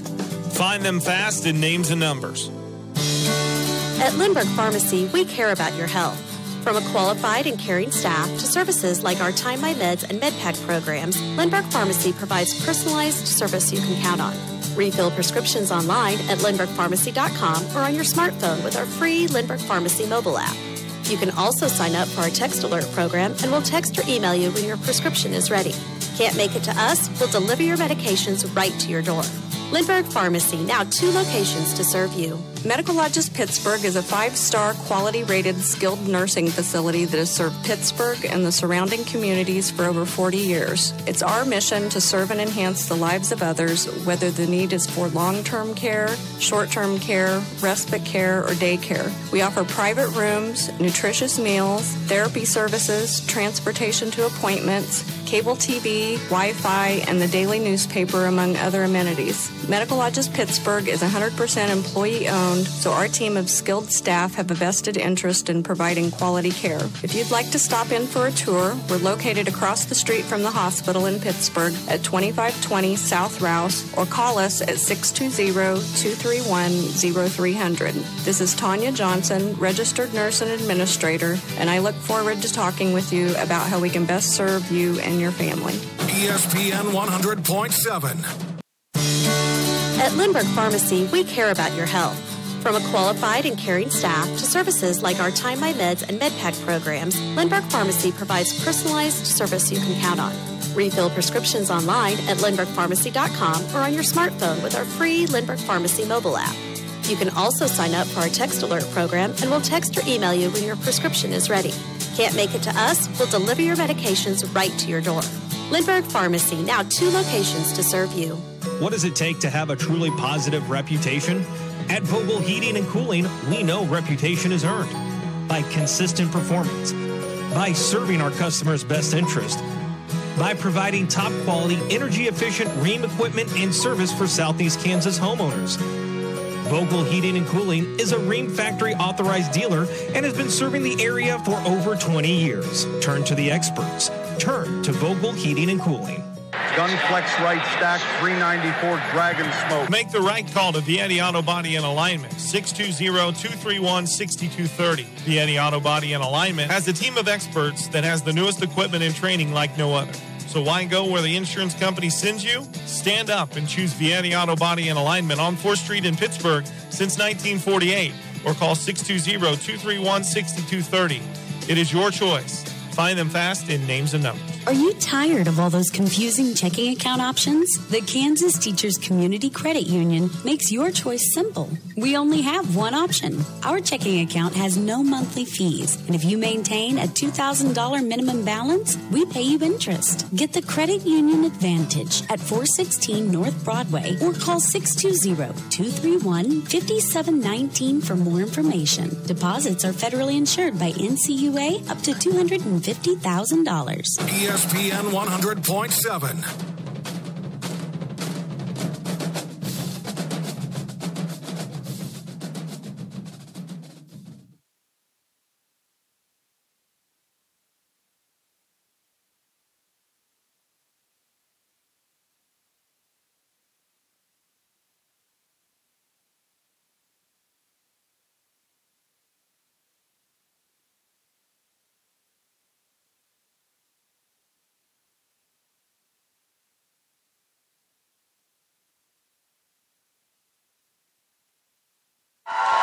Welcome back to Riverton, Kansas. Heath Adkins here alongside camera woman Amber Atkins.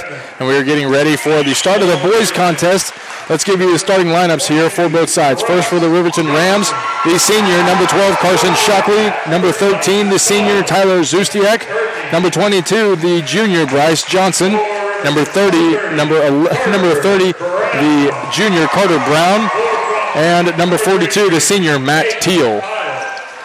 For the Frontenac Raiders, coming out this evening, the story is no Grant Hessong, no Cooper Cleland. Cleland is sick. Baldwin will start. Franklin, Beckman, McCartney, and Pyle all starting for the Frontenac Raiders. And getting ready to jump are Blaine Baldwin and Matt Teal as we clear the ESPN banner. For those of you listening and watching at home, and set it back to the first quarter would be ideal. Matt Teal and Blaine Baldwin. Baldwin listed as 6'4" on most rosters. The ball is up, and Frontenac has seemed to win it at first. It was Franklin who was chasing after it, but rather with the ball is Zustiak, and he gets it over to Shockley. Zustiak sets a screen, pass over the top. It's Brown. Brown for 3, got it. And this already off to an exciting start as I placed the wrong team there with the three-pointer. I'll go ahead and give you your scoreboard. Ball at the top of the key, it's Beckman. Beckman is picked up by Zustiak. Pass over to the right, it's McCartney. McCartney will not put the ball on the ground, rather to Hayden Pyle in the right elbow. Turnaround jump shot, no good. Rebounded by Franklin. Franklin is stripped away, and ball is on the ground. Several players are fighting over it. It's Beckman with the teardrop floater and cannot get it knocked down. There's a foul on the floor. We'll say exactly who. It's Jake Beckman will be whistled for his first personal.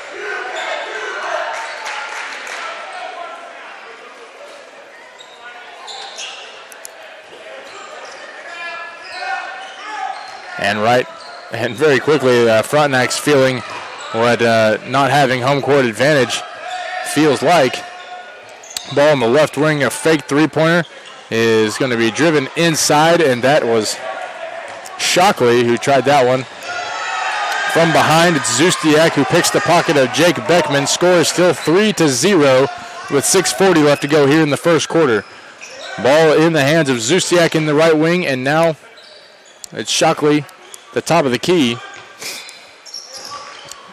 Zustiak in the right wing picked up by Baldwin. And Shockley back to Brown. Brown top of the key.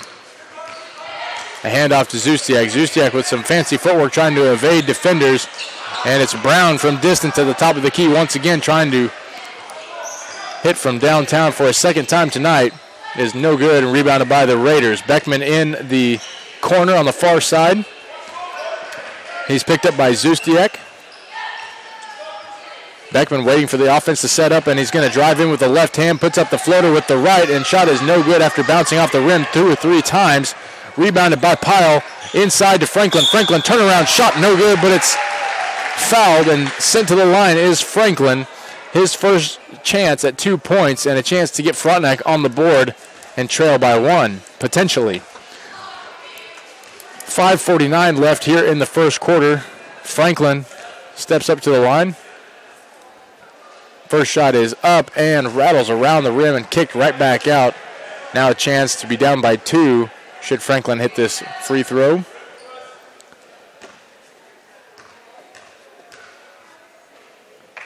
Second shot up and bounces, takes a high bounce off the backside of the iron. Second shot is no good either. Rams on the attack in transition. Ball in the hands of Johnson. Haven't seen any action out of him thus far.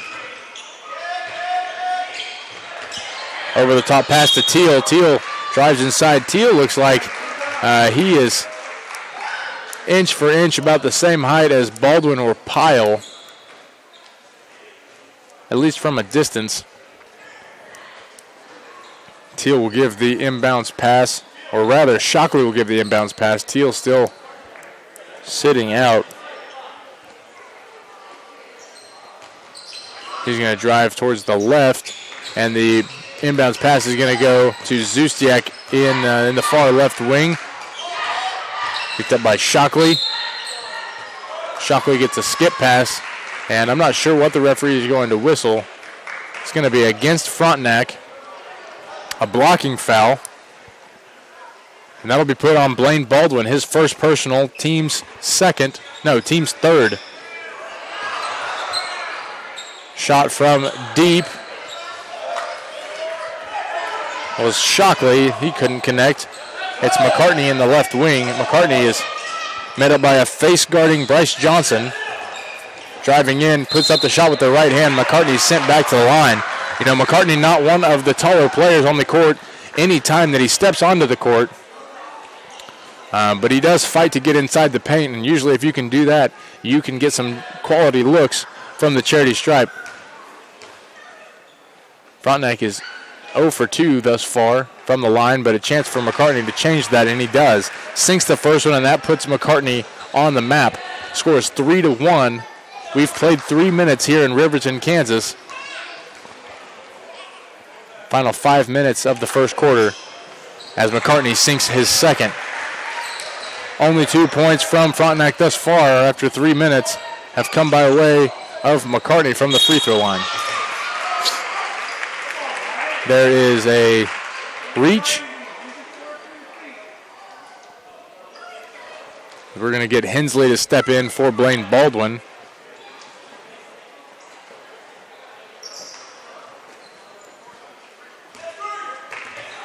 And taking the ball across the half-court line is Carter Brown. Brown does not look like your stereotypical point guard. A little bit taller than most of the players out on the court right now. Inside pass to Teal. Teal rolls around and puts it up with the right hand. Jordan Fudge was in there to play defense, but that pass just came in way too strong. So 5-2 is the score. The Rams on top by 3. Pyle fakes the handoff to Beckman. Beckman, they're going to call,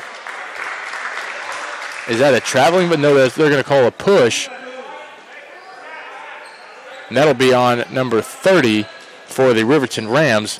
That's Carter Brown. His second personal. Team's third. Giving the inbounds pass will be Hensley. Out on the court now besides Hensley is Fudge, Pyle, McCartney, and Beckman. Hensley finds a lob over the top for Beckman. Beckman was not the first one to touch it. It was actually Zustiak that tipped it. It goes into the backcourt. 5-2 the score. 4:15 left to go here in the first quarter. McCartney gets a skip pass to Beckman. Beckman at the baseline on the near side. Frontenac still working for some offense, trying to get a high percentage shot. Fudge comes in and tries to set a screen. Nobody's really gotten a good look at the rim just yet. Nice save by Pyle, and Pyle's going to put up the baseline 3 and knocks it down to tie the ball game. 5-5 is the score, and a big-time shot by Hayden Pyle. 3 minutes and 35 seconds left here in the first quarter. Ball now in the hands of Bryce Johnson. The Rams have not rotated their lineup very much since the beginning of the game. Fudge tried to get a smack on the ball, and he maybe had gotten a piece of it as Teal went up for the shot.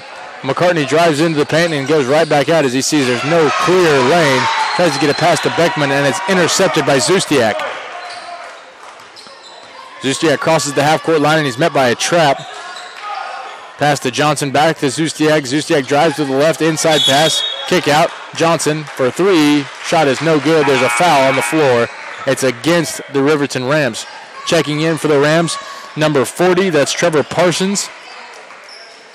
And number 5, Max Morrow. Ball in the hands of Beckman. He's picked up by Morrow. Beckman drives in and is met by 2 defenders. Tried to pick it away from him, and he turns around, does the lane, and puts up the shot, gets the and 1. And now he's headed to the line. Maybe.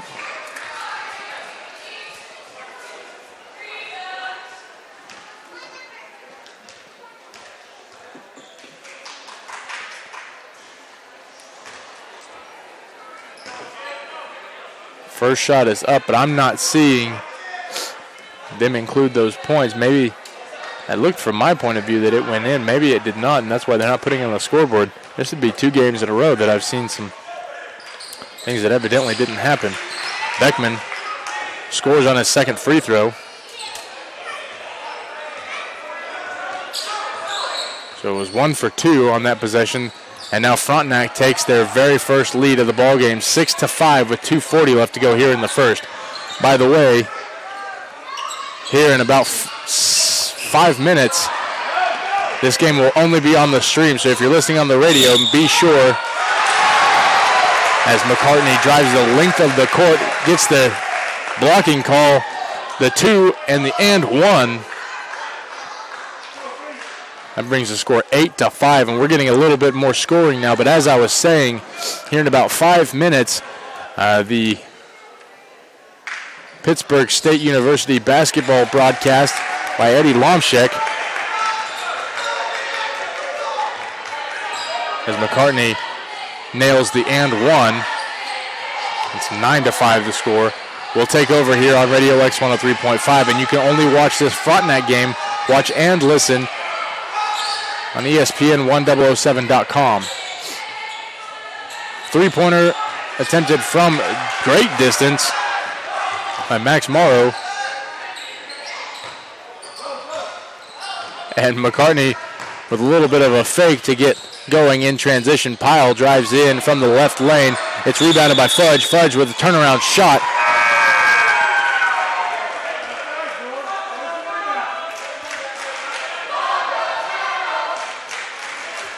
And the crowd taunting Jordan Fudge as he committed that traveling violation. The Rams take over on attack. It's 9-5. Frontenac with a less than comfortable 4-point lead. Tipped pass by McCartney right next to the half-court line. And right now Zustiak and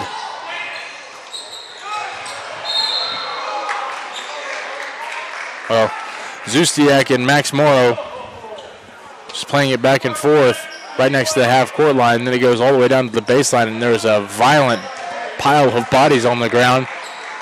Was not sure exactly who was going to come up on top of all that, but Franklin checks back into the ballgame. So does Baldwin. Baldwin gives Beckman a quick break. 9-5 still the score, and the Rams inbound the ball. It's Zustiak from the right wing. He thought about the three-pointer, drives into the paint, puts the shot up, and Pyle was right there with playing some pretty good defense, hands straight up in the air, so it would not be called for the blocking foul. Ball on the left, it's Zustiak. Now in the hands of Johnson. Johnson to Zustiak in the left. Johnson from the baseline three, over a little too strong and to the left, and it's stripped away by Hensley.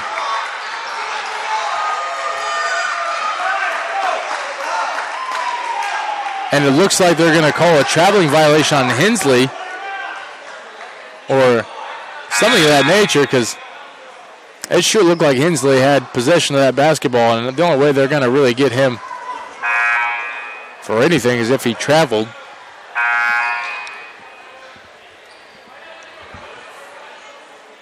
I never saw any of the judges throw up the traveling sign, but Hensley had hold of the ball, whistles were blown, and now Riverton has control of the basketball.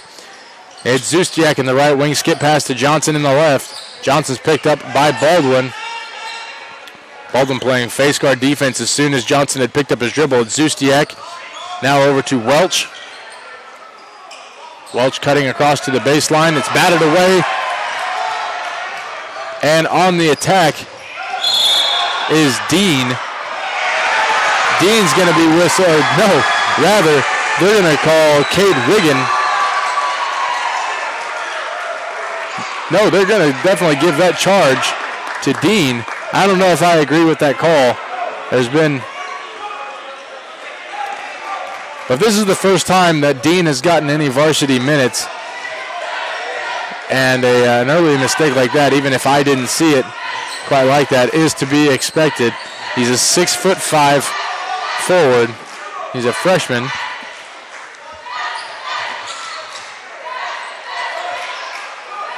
And a kick out to the right wing for the low arcing three-point shot. That was Isaac Welch. A foul is going to be whistled on the rebound, I believe, against Dean. No, that will be against Riverton for sure. That foul on Sewell. Just kidding, that foul will be on Parsons. They left 11 up there from the previous foul. As I glanced over to the referee as he was heading towards the press row. Beckman in the left wing. Now Baldwin at the top of the key.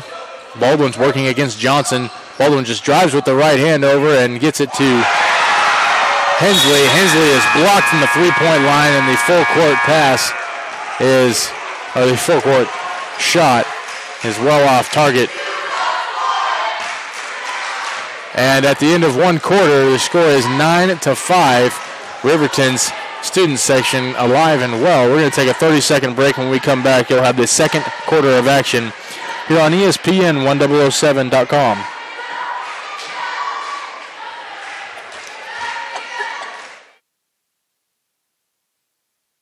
No one wants to file for bankruptcy, but a wage garnishment can make it hard to pay the rent, pay the pharmacy, or even feed the family. Bankruptcy can be a viable option to help families cope with unfortunate and unforeseen financial hardship. Call Steve Stockert at Wilburton Towner, 620-231-5620 for a consultation to find out if bankruptcy is the right choice for you and your family.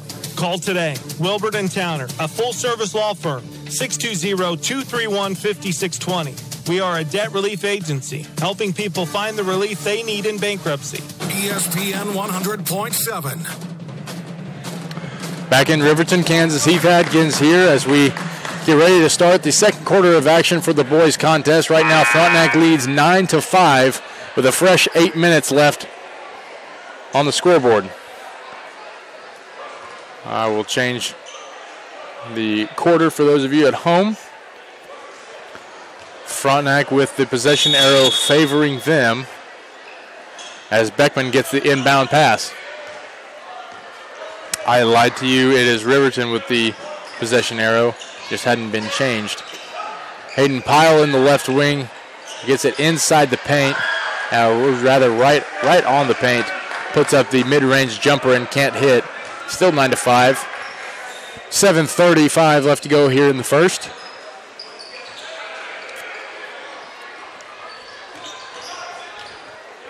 Zustiak finds Brown.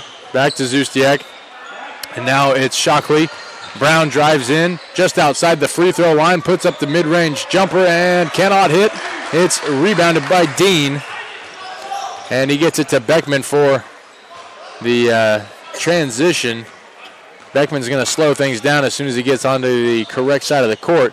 Hayden Pyle gets the bounce pass, and he takes a couple dribbles inside, puts the high arcing shot up from about 10 feet out, and Pyle will be the first one to score here in the second quarter. Pyle has 5 on the night. He is Frontenac's leading scorer.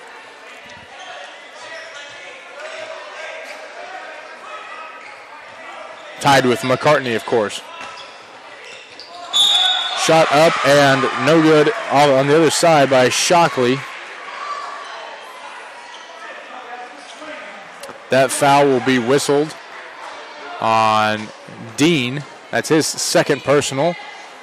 Team 7th, so that will put Riverton in the single bonus.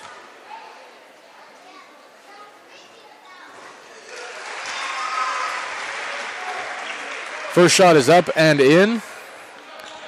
So Shockley with a score there. 11-6. Frontenac boasts a 5-point advantage and now a 4-point advantage off the second make. 11-7 the score. Baldwin gets the ball off the inbound pass. Baldwin's picked up by Shockley. Shockley's trying to pick the pockets. Is unable to. Ball is swatted out of Beckman's hands and rolls out of bounds. Still Frontenac ball. Beckman gets the ball from the referee. Looking to find anybody, and he does find McCartney. McCartney finds a streaking Baldwin. Baldwin with the finger roll layup and cannot hit. 11-7.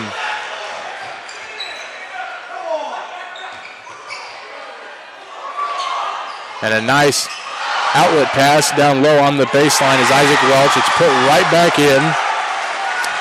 That time by Carter Brown. Riverton has made this a 2-point game now. 11-9 is the score. Beckman trying to drive into the paint, puts the shot up off the glass. Shot is no good, but he's sent to the foul line. A blocking foul is going to be whistled. We'll see exactly who on here in just a second. It looks like number 2. That'll be Isaac Welch. Welch picks up his first personal foul. Team's 7th, so that sends Frontenac into the single bonus. A chance for Beckman to extend this lead to 4. First shot is up and good, so 12-9 the score. 5:59 left here in the first half. Beckman readies himself for the second shot, and it's up and bounces off the front side of the iron. No good, and rebounded, but stripped back away by Pyle.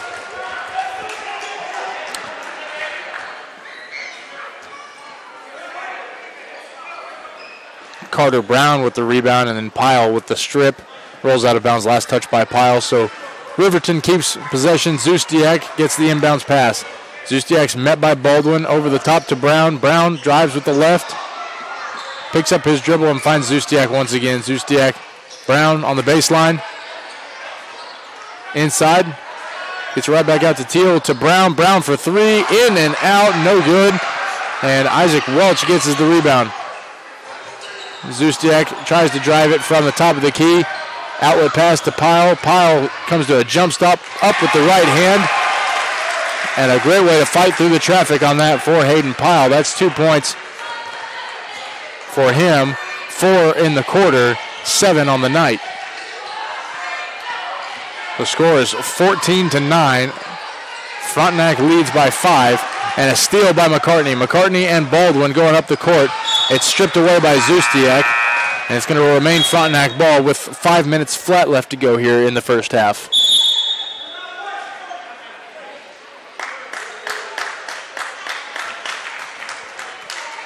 Timeout's going to be called on the floor by Riverton. It's a 30-second timeout, and we'll take it with them. You're listening to Frontenac Raider basketball on the ESPN radio network. ESPN 100.7 radio network, that is. 30 seconds. There's never been a better time to install solar power. You'll save money every month on your electric bill, and big savings with loads of tax credits now available for solar on your home or business. And you can spread out your investment with some great financing options. The professionals at CDL will assess your situation and offer the right system for you. Then our skilled craftsmen will install the system quickly and efficiently. So help your pocketbook and the environment with solar and contact the professionals at CDL. ESPN 100.7. Back in Riverton, Kansas. See if I can turn up my own feed here. Listen to myself speak. Beckman has the ball in the right wing. And he is picked up by Welch. No. He is picked up by Morrow. A turnover for the Raiders. Not 100% sure how that whistle was blown. But regardless, the Rams take over now, and it's Welch. Now Morrow at the top of the key. Pass over to Shockley. Shockley gets it back to Morrow. Morrow drives in with the right hand, gets inside the paint, and it's stolen away by Beckman. Beckman streaking the court. He gets it to Hensley. Hensley to McCartney, and Hensley's going to be whistled on the charge. No, rather just the traveling violation, or maybe an over and under. These referees are not doing a great job of making it clear to the audience what the foul is. Morrow gets it down low to Teal. Teal puts it up off the glass, and they're not going to call a traveling violation. Rather, they're going to call a foul on the floor, likely against Pyle.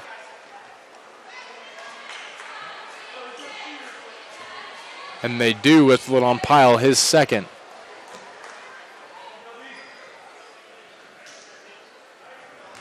Teal approaches the line. He has not shot free throws yet today. Matt Teal. He's a senior on this basketball team and a starter nonetheless. First free throw is up and good, so that makes the score 14-10, a 4-point lead for the Raiders. 4 minutes and 15 seconds left to go here in the second. Checking in for the Rams, number 13, that's Tyler Zustiak. Second shot by Teal is up and in. So now a 3-point lead for the Raiders, a one-possession ball game. Excuse me. Beckman is going to find Hensley.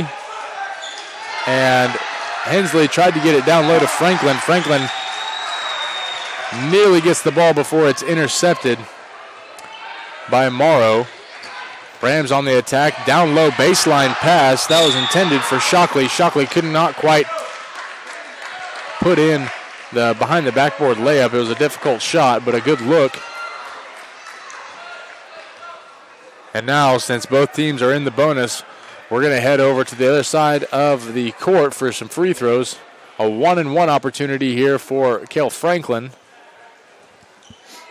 That foul was drawn on Matt Teal. It's his first personal, team's 8th.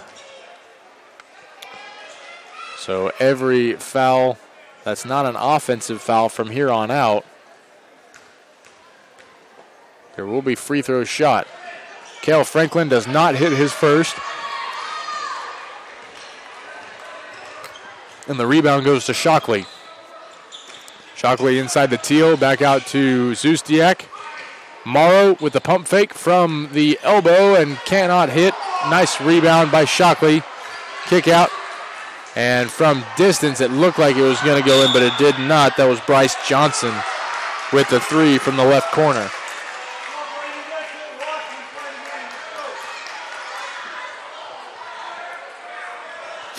And now after another foul, also on Teal, we're going to walk back over to Frontenac side of things and shoot another 1-and-1, this time again from Cale Franklin.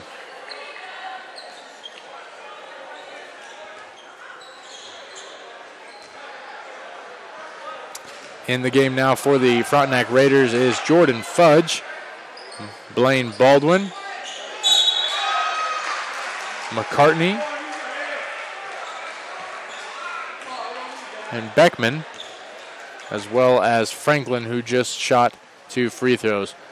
A foul on the floor off the on the rebound for the missed free throw by Franklin is going to result in McCartney drawing a foul. And that will send Bryce Johnson to the line for 2. First shot is up and good. Jordan Fudge there ready for the rebound. That's 14-12. Frontenac up by 2. Second one is sunk by Johnson as well, so it's a 1-point game. Taking the ball up the court is Beckman. He gets it to Baldwin. Baldwin loses control, and it's stolen away by Morrow. Morrow puts up the shot and is fouled, and probably a smart foul by either Beckman or Baldwin.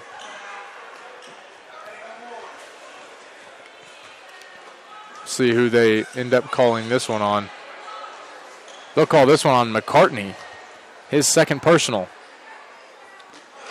First shot by Morrow is up and in, and that ties the ball game at 14-all. Frontenac has let this lead slip away from the free throw line.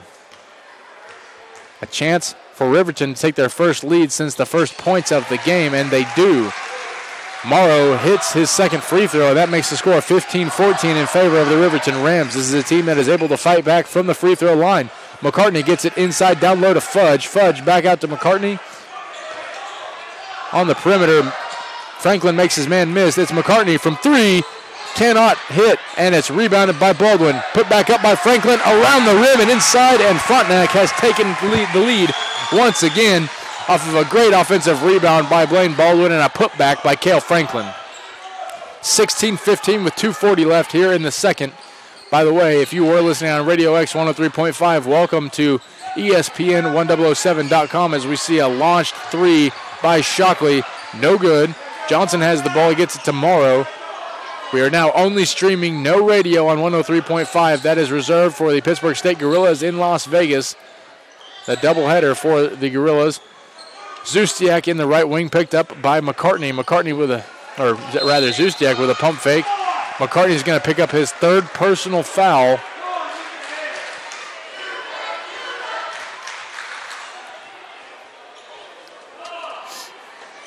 McCartney got sold on the pump fake and tried to be proactive about it. So that's his 3rd personal, and just a few minutes.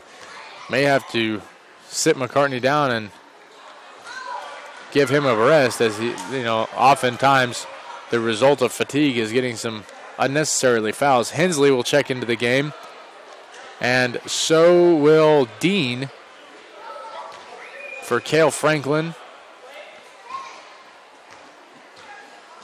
and for McCartney. Putting the shot up is Zustiak. Zustiak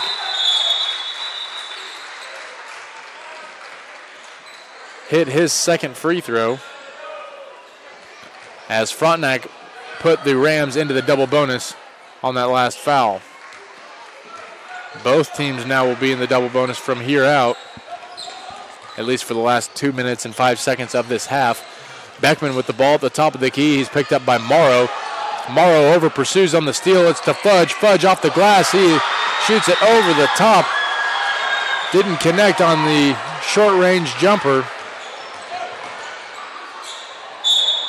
And they're going to call a foul right there, either on Dean or perhaps on Hensley. They will call it on Dean, his third personal. Couple Frontenac Raiders with 3 personal fouls in the first half could spell trouble for them later on in the game. Up to the line now is Morrow, who's shot pretty well from the free throw line. He misses his first, however, off the right-hand side. Bounces left. Checking in for the Raiders, that is Alex Story. He's going to give Dean a seat.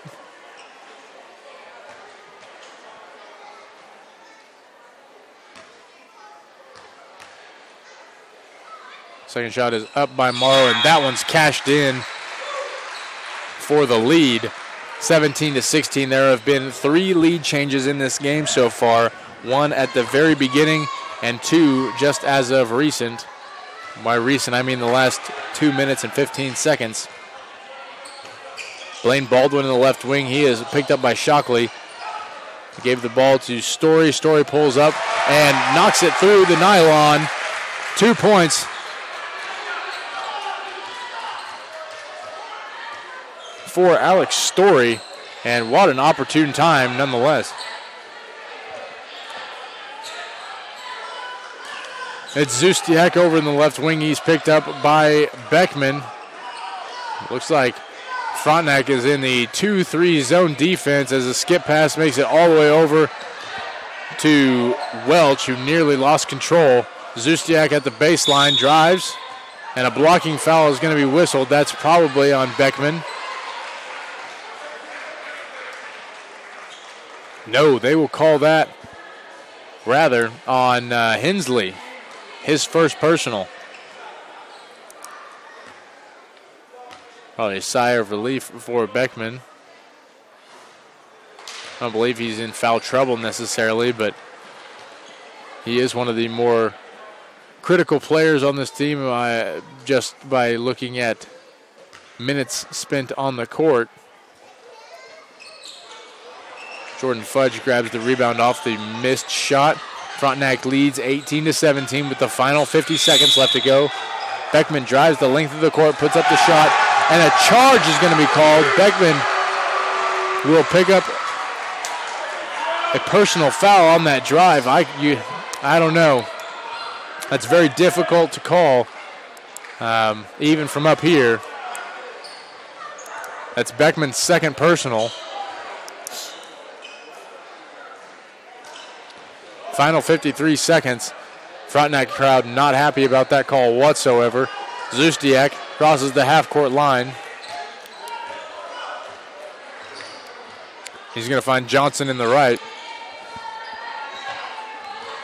Back to Zustiak, to Johnson in the near side wing. It's just Johnson and Zustiak now. A skip pass to Welch. Welch in the left. Johnson back in the right. Riverton playing very slow offense, trying to get the last shot of the half. It's Zustiak with a pump fake out to Johnson. Johnson faked the three. Zustiak, Welch. Zustiak, Welch. Down low, kick out. That was Shockley. Out to Welch for three and can't get it to fall, and that will bring us to the halftime intermission.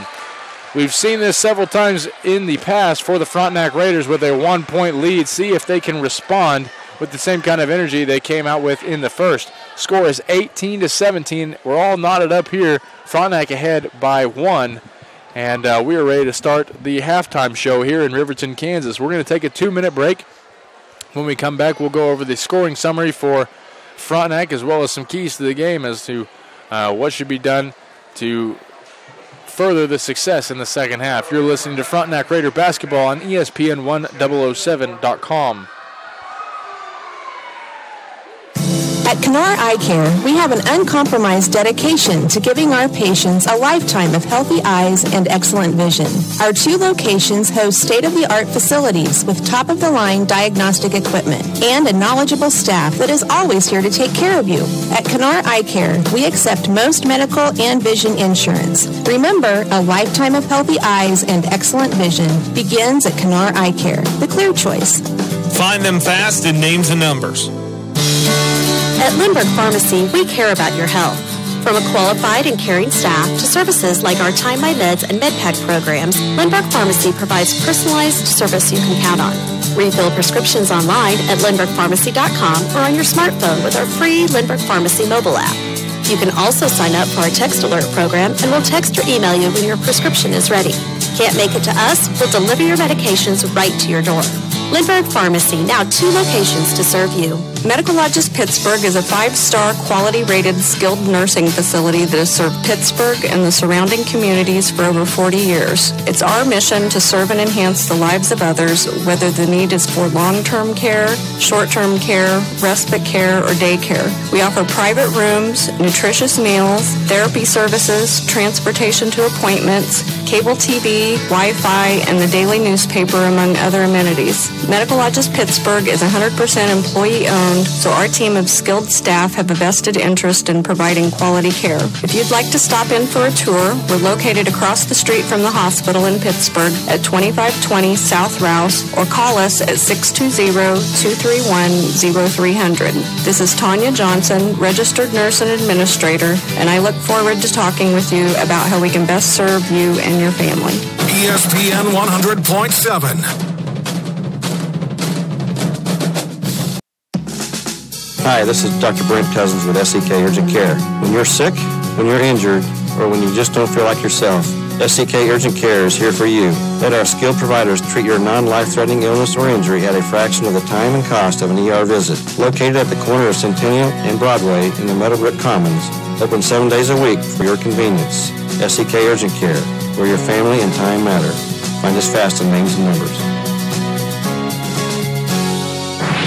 I'm Amanda David, head coach of Pitt State women's basketball. And I'm Kim Anderson, head coach of Pittsburgh State men's basketball. Our teams are back at John Lance Arena this month for a special 3-game holiday stand with Baker, Tabor, and Bethel colleges, December 28th, 29th, and 31st. And we want you to be there. In fact, if you buy your tickets before Christmas Eve, you can go to all 3 games for just $12. So share the gift of Gorilla basketball this Christmas. Shoot for 3 with the holiday 3-pack. Call our ticket office at 620-235-4796 or drop by the Garfield Weed Building at Pittsburgh State University to purchase your tickets in person. Thank you for all your support this year. We wish you the very best this holiday season. Sutton, president of Commerce Bank in Pittsburgh. It's great to be part of 2 winning traditions, Kansas Athletics and Commerce Bank. For more than 150 years, Commerce has provided financial strength and flexibility to meet the needs of our customers. We ask, listen, and solve to find banking solutions to make life easier. You can access your accounts at Commerce with a mobile banking app, online or in person at any of our locations in Pittsburgh,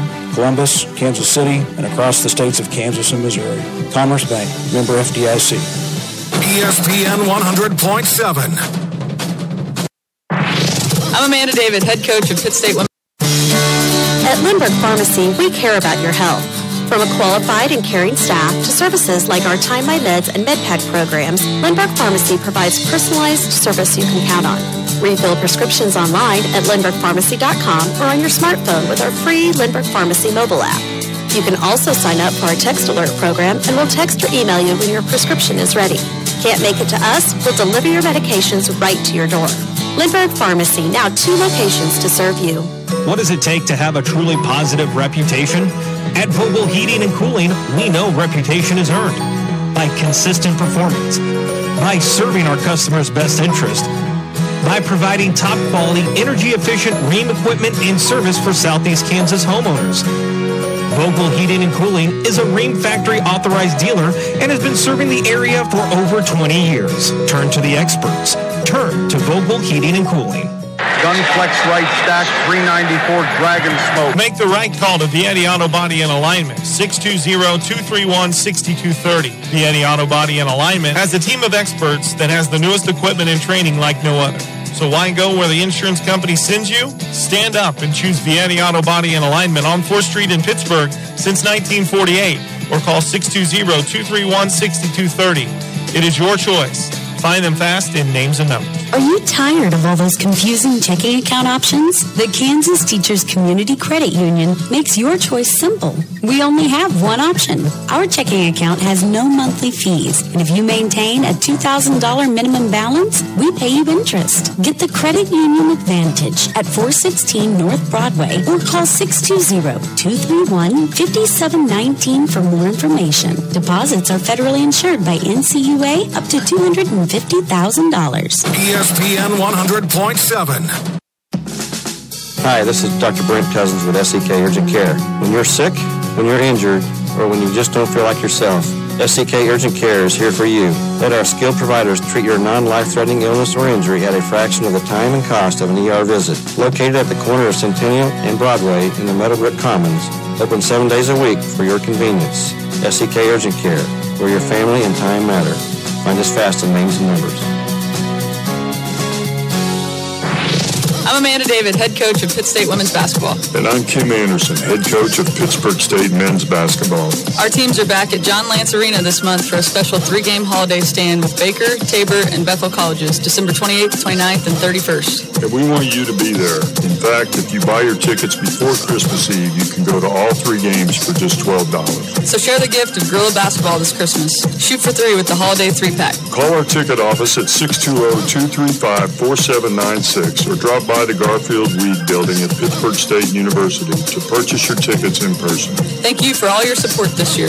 We wish you the very best this holiday season. Sutton, president of Commerce Bank in Pittsburgh. It's great to be part of 2 winning traditions, Kansas Athletics and Commerce Bank. For more than 150 years, Commerce has provided financial strength and flexibility to meet the needs of our customers. We ask, listen, and solve to find banking solutions to make life easier. You can access your accounts at Commerce with a mobile banking app, online or in person at any of our locations in Pittsburgh, Columbus, Kansas City, and across the states of Kansas and Missouri.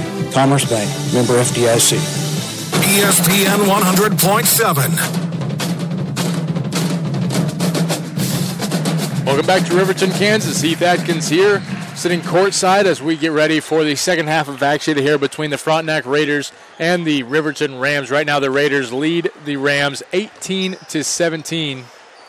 A 1-point affair as it was back and forth a handful of times. 5 lead changes in that contest. It started out with Riverton. They hit an early 3-point shot by, if I can give you the number on that one, that was Carter Brown who hit the early 3-point shot, and Frontenac would not respond for a few minutes. It ended up being 5-0, and Frontenac finally retaliated, brought it back, and went on a 7-0 run. 7-5 was the score after a quarter, and then both teams kind of came alive on the offensive side here in the second, and that's where we have the 18-17 score we have now. Leading all scorers is Hayden Pyle. He has 7, and McCartney has 5 on the night. He hit a 2 and all 3 of his 3-pointers early in the first quarter. Not much scoring really for a lot of the guards, a lot of the typical players in the scoring column for Frontenac in the second quarter. There was a lot of obscurity there in the second, but that comes naturally when you're missing players like Noah Brooks and players like Cooper Cleland, who are both out today. There will be no Grant Hessong for the remainder of the season. In his place will be Dean wearing number 11. The 6'5", if I can get you the specs on Dean exactly. And that's Landon Dean. He's a 6'5" freshman. Him and Jordan Fudge, both freshmen. Colin McCartney is a 6'2" freshman. He's been on the varsity roster all season long and just today made his starting debut. So 3 freshmen playing under Coach Ryan Barcelona here. And that's where we are at, getting ready to tip off the third quarter of action. We're going to take a 1-minute break. When we're back, we should be back just in time for the third quarter. If you are injured in an accident or on the job, it is vitally important that you hire the right attorney. Before choosing an attorney, you should make sure they have the resources to fight large corporations or insurance companies. Your attorney should have extensive trial court experience and a track record of success. The Spigarelli Law Firm, with offices in Pittsburgh and Coffeyville, has the experience, resources, and reputation to provide the quality representation your claim deserves. Fred Spigarelli has received the top rating from his peers with the Martindale-Hubbell Independent Rating System. His firm has the resources to hire the experts and physicians needed to properly present your claim. The Spigarelli Law Firm has successfully tried cases for over 40 years and taken numerous cases all the way to the Supreme Court. Call this. Welcome back to Riverton, Kansas. We are already started here for the third quarter. Johnson now to Zustiak. Inside it's Teal. Teal's trying to get the ball to Brown. Instead, he's going to drive it himself. And there's a foul on the floor. Again, team fouls reset to 0 at the half. And so I should probably do the same before we throw up the scoreboard. Riverton driving around inside. It's Teal inside, back out to Brown. Brown is met by a double team, and Hayden Pyle ready to steal the ball away. Here is your scoreboard for those of you watching. Actually, anybody who's listening to this game is now watching, as Eddie Lomshak has already kicked off his pregame show for the Gorilla Women. They are in Las Vegas. You can listen to that call on ESPN 100.7. or on Radio X 103.5. Frontenac basketball will remain here on ESPN 1007.com. It's Shockley in the left wing, and he drives against Hensley. Still no score here in the third. It's 18-17 with 7 minutes and 10 seconds left to go here in the third quarter. Hayden Pyle gets the long rebound, and Beckman will take over as the point guard at the top of the key, working against Brown and Zustiak. It's Hensley in the left, picked up by, and I just lost my train of thought as Hensley was driving inside, but that was Bryce Johnson who he was working against. Drives the baseline, and looks like Johnson might actually pick up that foul. No, they will instead call it on Zustiak.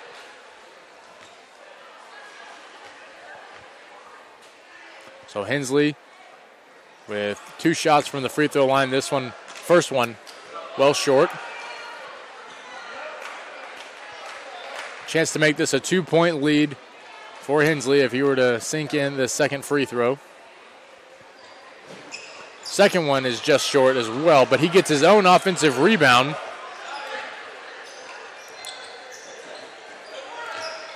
Hensley still not on the scoring column, but it's Hayden Pyle who puts up a strong shot. Tie ball, or a jump ball rather. Jump ball possession arrow points towards Frontenac. I've been doing a poor job of keeping up with that on the scoreboard for the stream. And now it's correct, as it's been showing Riverton all along. Baldwin with the full or half court pass rather. 18-17 still to score. Ball in the left, that's Hensley. Screen set. Good screen set by Franklin there as they get the ball to Pyle at the top of the key. Hand off to Baldwin, working against Shockley. Back to Pyle, inside to Beckman. Beckman with a reverse layup up and off the glass, and that opens the scoring column up for the Frontenac Raiders here in the third. Beckman with 2 points. He only had 1 after the first half. He has 3 now on the night. Inside to Shockley. Shockley does not want to try the behind the backboard reverse layup. Instead, he will kick it out. It's Bryce Johnson who gets the ball. Batted away, and Beckman comes in to play defense on Johnson. Zustiak has it, and he's picked up by both Hensley and Baldwin. Kick out to Shockley. Shockley tries the 3, can't connect. Shockley gets his own rebound. Inside to Brown. Brown loses control, and they're going to say it's off the feet of Cale Franklin. So Riverton ball. Score is still 20-17. Frontenac leads by 3. And a deep three taken by Johnson, and that's going to knot it all up 20-20. Off the inbounds pass, Johnson rocks it home from 21 feet. Trying to get the inside pass to Pyle, but it's kind of being denied right now by the defense. A peculiar defense. Looks kind of like a 1-3-1. Pass is intercepted by Zustiak. And Zustiak on the attack as a heat check shot by Johnson. And that one hits nothing but nylon. However, it does not go inside the iron. And they're going to call a blocking foul on the Riverton Rams. That was Johnson trying to take the charge. Sold it a little too dramatically, and the men in black and white recognize that one, and are going to send Cale Franklin to the line on the shooting foul. Johnson with his second personal foul, and Franklin with an opportunity to take the lead for the 7th time this ball game. First shot hits the front side of the iron twice and does not fall. 4:54 left in the third. A low-scoring affair between these two teams. It's been a defensive game all night long. Similar to Monday Night Football, if anybody watched that last night. Cale Franklin sinks his second free throw. He's 1 for 4 on the night, but that one came when we needed it to give them a 1-point advantage over the Riverton Rams. Zustiak pump fakes, drives left. It's Brown. Shot fake, drives inside on the baseline. They're going to call a foul probably on Franklin. We will wait to see exactly who they call that on. And they do. They do say it's on Franklin. That might be his third. No, his second. Brown shoots and scores to tie it up, 21-21. 4:35 left to go here in the third. A chance for Brown to take the lead for the Riverton Rams. That will be the 8th lead change of the game, and he does. 22-21, and a timeout is called.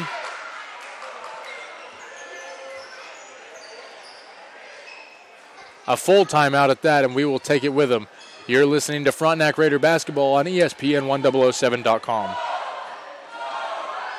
Are you tired of all those confusing checking account options? The Kansas Teachers Community Credit Union makes your choice simple. We only have one option. Our checking account has no monthly fees, and if you maintain a $2,000 minimum balance, we pay you interest. Get the Credit Union Advantage at 416 North Broadway or call 620-231-5719 for more information. Deposits are federally insured by NCUA up to $250,000. The true test of a great insurance agency comes when you suffer a loss. It's easy to take your premiums, but Ray Ryan of Ryan Insurance of Pittsburgh knows that handling your claim is the most important service an insured needs. Claim is our chance to let the customer know that we'll be out there, not just that we sold them a policy, we'll also be there when a claim occurs to make sure it gets handled in an honest, respectable way. Ryan Insurance of Pittsburgh, a trusted choice agency. Find them fast in names and numbers. ESPN 100.7. Coming out of the full timeout,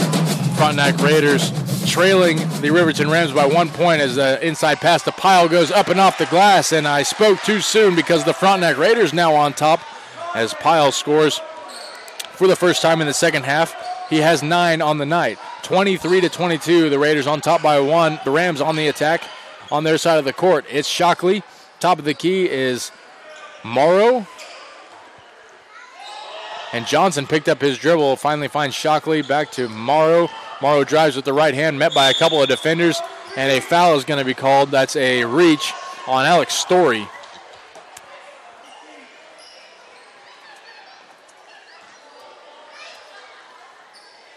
Referee's a little whistle happy today, but they're whistle happy on both sides, so no complaints here.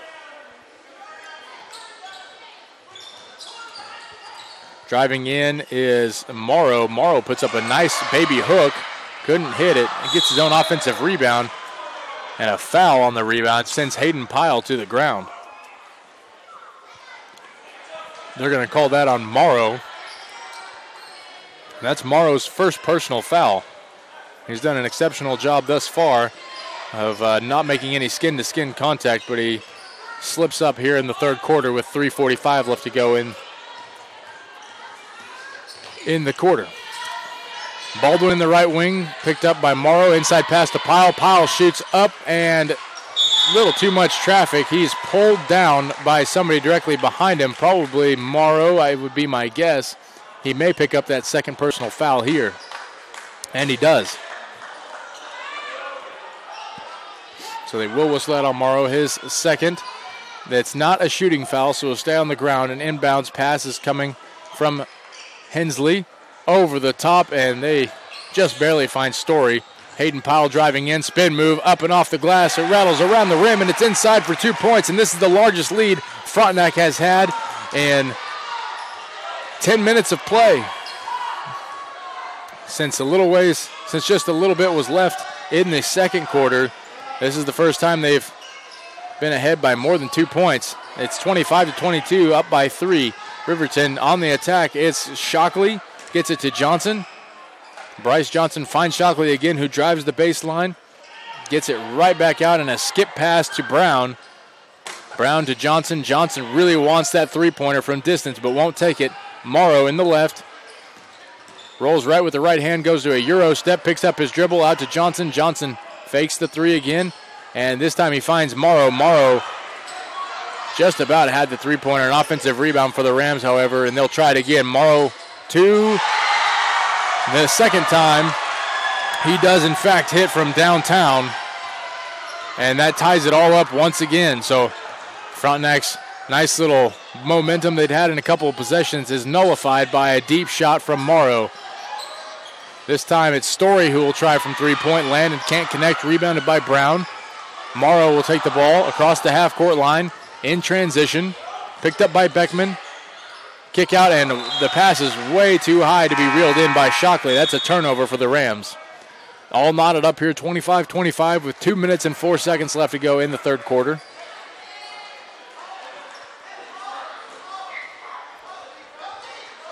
Inbounds pass coming from Baldwin to Beckman. And Beckman crosses the half-court line, and he's picked up by Morrow. Bounce pass to Pyle. Pyle with a handoff to Beckman. Beckman with a skip pass, or a jump stop. Knocks Morrow to his back. Could have either been called a blocking foul or a charging foul. Instead, this time it was called a block. That will send Beckman to the line. Thank you. Had to turn my microphone down while I sneezed. For those of you at home, I doubted very seriously any of you wanted to hear that. Beckman hits his first free throw. Second shot is underway. Frontenac leads by 6 now. Second one is no good, rebounded by the Rams.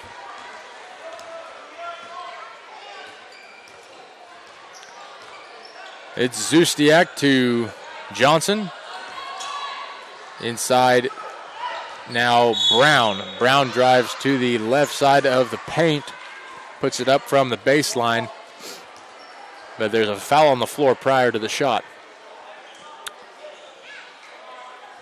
Not sure who they whistle it on. They will find Hensley for his second personal. Hensley's going to check out, and in comes Bridwell, who we haven't seen since maybe he did check into the game in Webb City against Neosho. Cale Bridwell.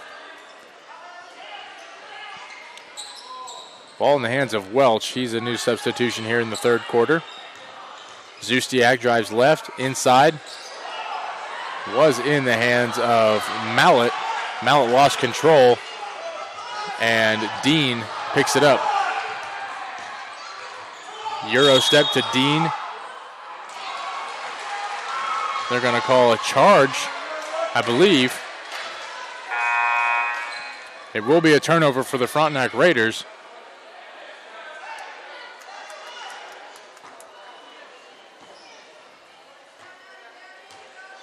Well, now I'm not sure who they're going to give that foul to, or if anybody. The whistles have been odd. Consistent, but definitely odd. Batted pass from Beckman.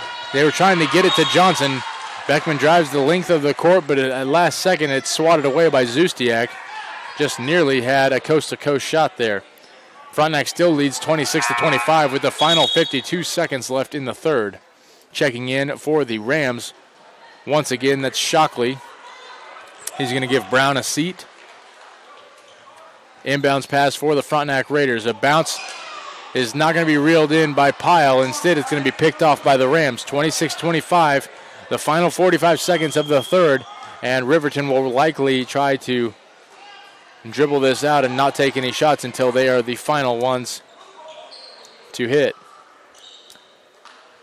About 30 seconds flat here in the third as they're playing keep away until they can find either a easy opportunity at the rim or until they can whittle enough time off this clock to be the final shot of the quarter. Zustiak gets it to Welch, to Johnson. Johnson skip pass over the top back to Zustiak. Zustiak fakes the inside pass. Finds Shockley. Shockley drives with the right hand, jump stop, swatted away, and it's Cale Bridwell who had the swat. He goes for the three-quarter court shot, and it's well short of the iron, and that's how the third quarter will expire. After 24 minutes, the score is just nearly knotted up. Frontenac does have the advantage, 26-25. We'll be back in 1 minute. You're listening to Frontenac Raider basketball on the MyTown Media Radio Network. Paynes Incorporated in Frontenac is the driveline specialist. Paynes handles all driveline repairs for cars, trucks, four-wheel drive vehicles, and farm equipment. Paynes can also handle any general machine work and offers 24-hour record service. Call Paynes anytime, 231-3170. Paynes Incorporated is located at the intersection of West McKay and Highway 69 Frontenac Junction. Paynes Incorporated in Frontenac is the driveline specialist. Proud supporter of Frontenac Athletics. The City of Frontenac is a proud supporter of Frontenac High School athletics and academics. The City of Frontenac was founded in 1886 and is home to just over 3,100 residents. Frontenac citizens enjoy a small-town atmosphere and all that a close-knit community has to offer. Situated on the crossroads of two major highways, those living in Frontenac can easily travel and enjoy the amenities of larger cities in a shorter travel distance. The community boasts an outstanding school system, low taxes, complete city services, including 24-hour police and fire protection. Good luck, Raiders, from the mayor, city council, and staff. ESPN 100.7. Coming out of the quarterly intermission here in Riverton, Kansas, is Heath Atkins on the call. And the Frontenac Raiders on top by 1 point over the Rams. Raiders now looking good in a 2-3 zone defense as the Rams on the attack, just passing around the perimeter, trying to find something inside to work with. Johnson at the top of the key. He finds Zustiak in the right. Zustiak is picked up by Baldwin and Beckman.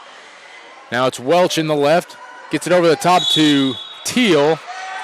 And they're going to whistle Beckman for a foul, more than likely. No, they're going to call that on Pyle. That's Pyle's fourth personal. Pyle was nowhere near that. I was sure that it was going to be on Jake Beckman. So now Hayden Pyle only has one foul to work with. So he's going to have to be patient. And just as I say that, Jordan Fudge checks into the game and gives Pyle a quick seat on the bench to rest up, and hopefully his talents can be used later on in the contest. Taking the shot from deep past the three-point line and taking the advantage in the ball game. That was Johnson who swishes it from downtown, 28-26. The Rams take the lead. Now Beckman at the top of the key. Johnson has been on fire from distance. Dean with the handoff to Beckman. Beckman backs up on the three-point line. He's picked up by Zustiak. He's got Baldwin open if he needs him. Baldwin cuts towards the basket. But face guard defense is coming by Shockley on Baldwin. Fudge driving, cutting inside. It's Baldwin top of the key.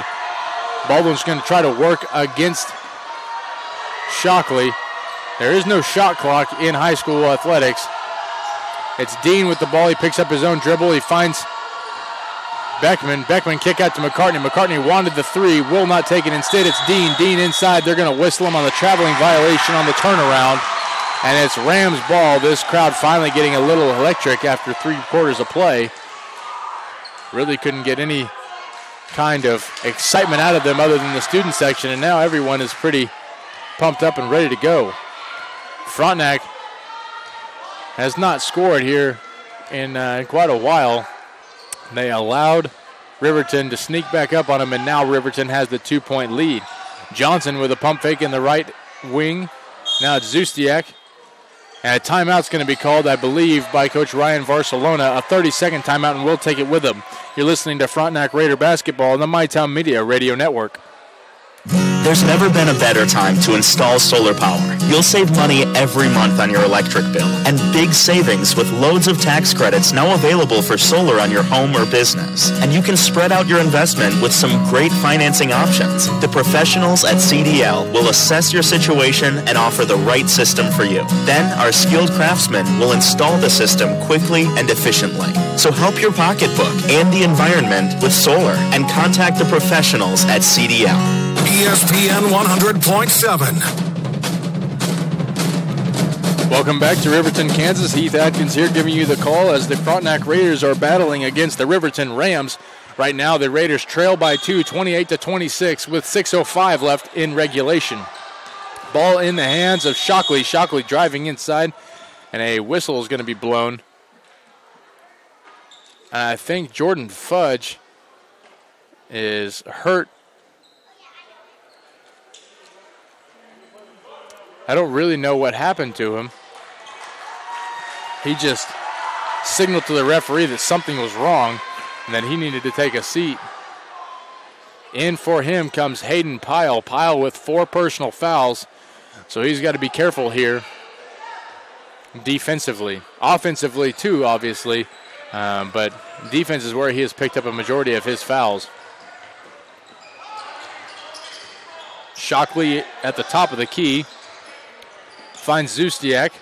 Zustiak rotates around and finds Brown in the left. Brown's picked up by Pyle, who is playing arms up, but arms kind of cocked back inside to keep away from any reach-in fouls.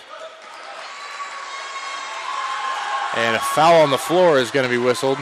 We'll see who that's on. They're going to say that's on Blaine Baldwin, his 3rd personal. Zustiak is sent to the line. Sinks his first of the 1-and-1.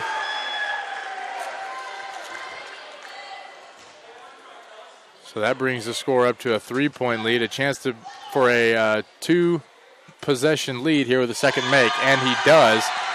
So the score now 30-26. It's a 2-possession lead for the Riverton Rams. 5:30 left to go here in the 4th, and Beckman has the ball at the top of the key. He's working against Shockley. Bounce pass to Pyle. Pyle with a power dribble. Back out to Beckman. Beckman with a nice stutter step inside, and it's blocked away, but I think there may be a foul. And I'm unsure who that ball was given to exactly. He's wearing 44 as though he's Noah Brooks, but that is definitely not Brooks.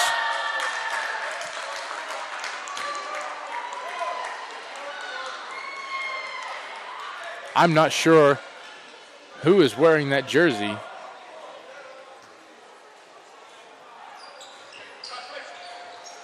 But he's given it to him inside off the inbounds pass, up and easy, 2 points. That surely isn't actually Noah Brooks. As Coach Ryan Barcelona said that he would likely not play, but it's looking like a cleaned up Noah Brooks is back out onto the court and not favoring that ankle. But a 2-point lead now for the Rams as Zustiak trying to work something against Baldwin. Zustiak tries to drive inside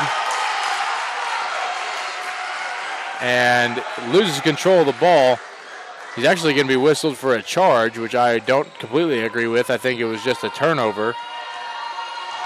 But we'll take what we can take. It's definitely Noah Brooks in there now.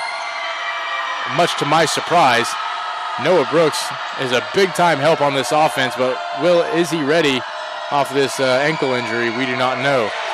Jake Beckman tries to get it own rebound a little aggressively, but nothing is called against him.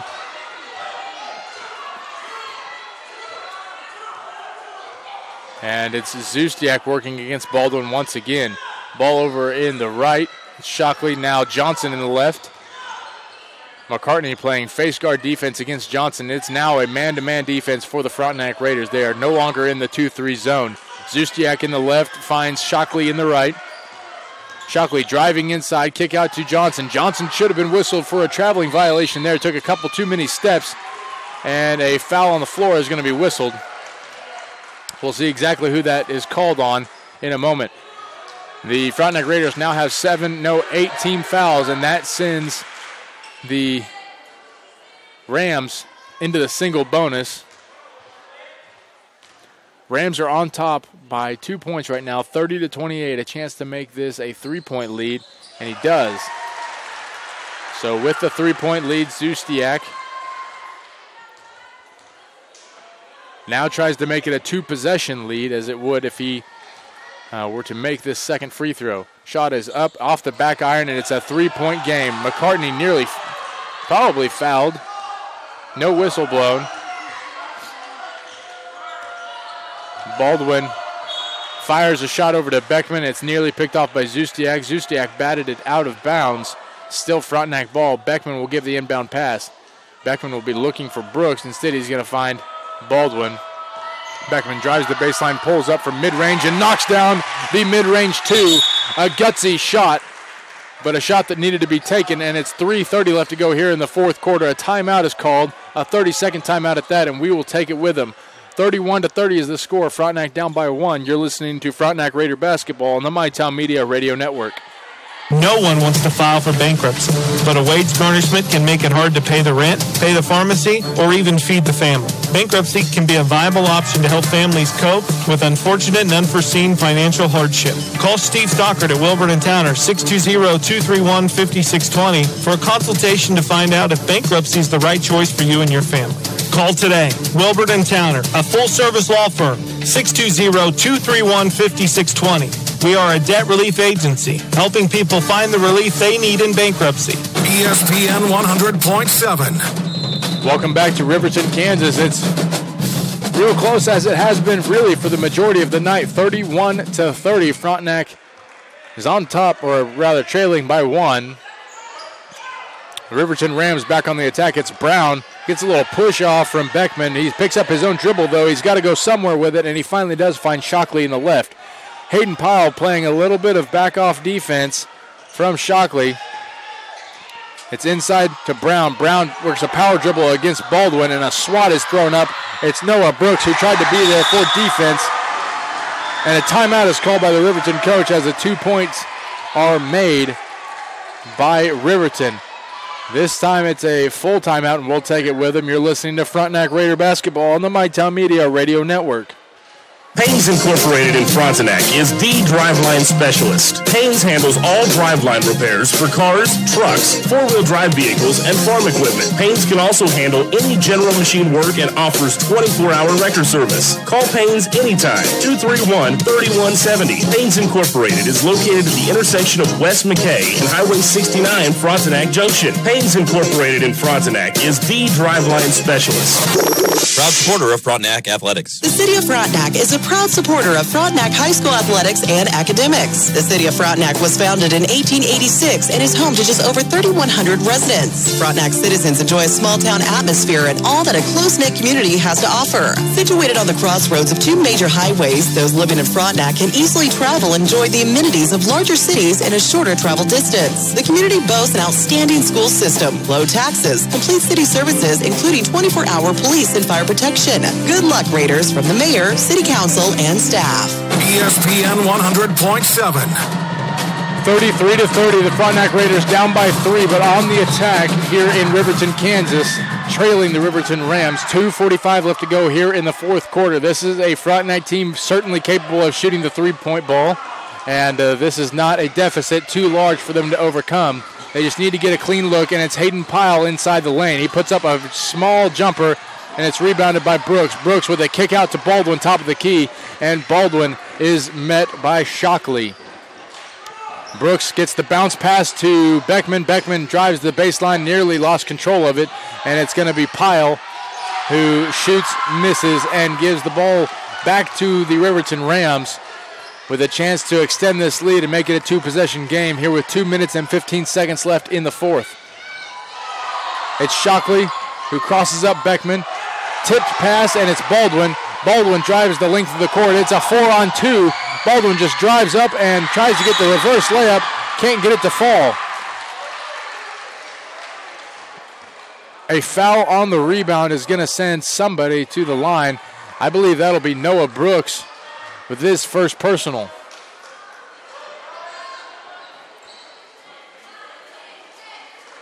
Coach Barcelona did not, he told me earlier today that he did not anticipate Noah Brooks getting any time in this ballgame. He wanted to let him rest up a little bit, said it was getting better and better, but Brooks in the time of need came out and decided it was time to lace him up.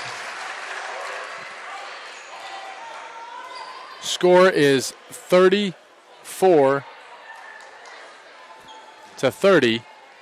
Did you see that three-pointer I put up there? I just needed to add 3 late. Second free throw is up and in. It's a 5-point lead for the Riverton Rams. Definitely a two-possession to tie.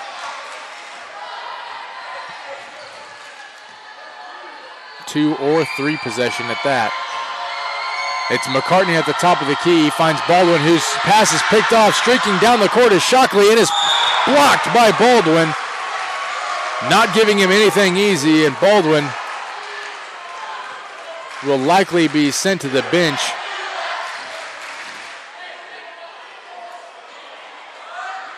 Perhaps not.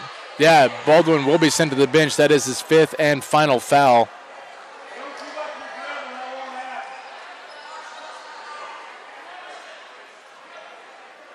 Baldwin seems relatively content with the foul. I mean, you did stop the opposition from getting an easy 2 points.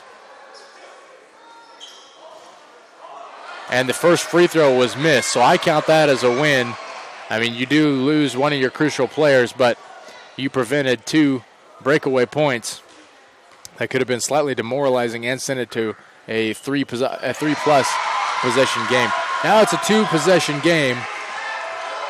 2 3-pointers will tie it up. Without Blaine Baldwin, you're limited on your 3-point shooters, but you have McCartney, now Brooks at the top of the key to Beckman. Beckman's not going to shoot many 3-pointers unless he's open. Kick out to McCartney in the right wing. McCartney dribbles, finds Beckman, screen set for Beckman. Final minute 22 left. Inside, it's Hensley, and Hensley's going to be fouled on the way up. I believe they're going to call that on Brown, and they do. That's Brown's 3rd personal foul. Team just put Frontenac into the single bonus.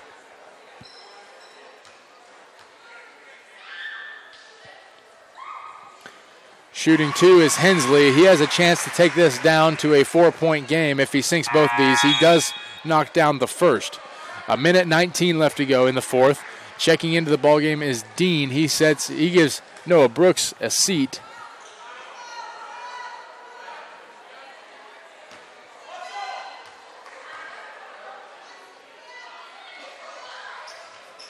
Second free throw is no good, but he gets his own rebound, puts it right back up, and it's a 3-point play.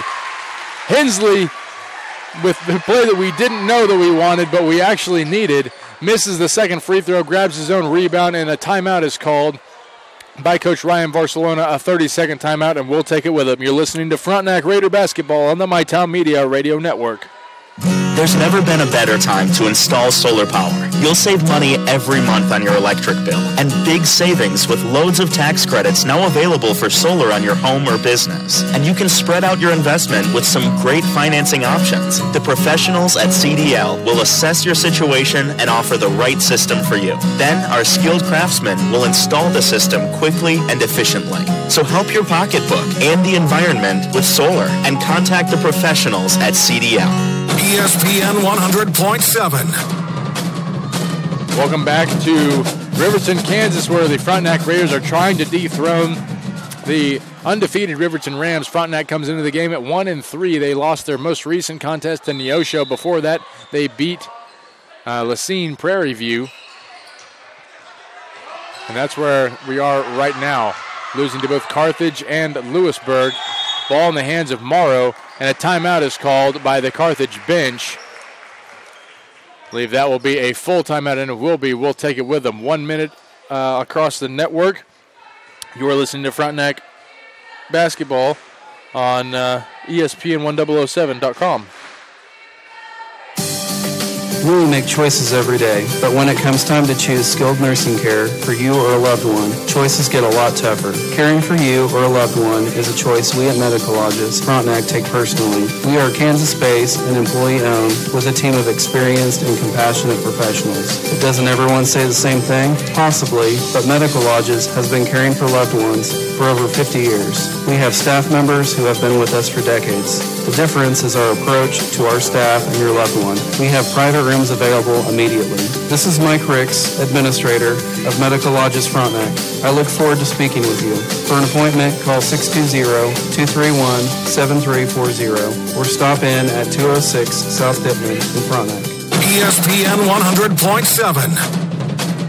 36-33 rather.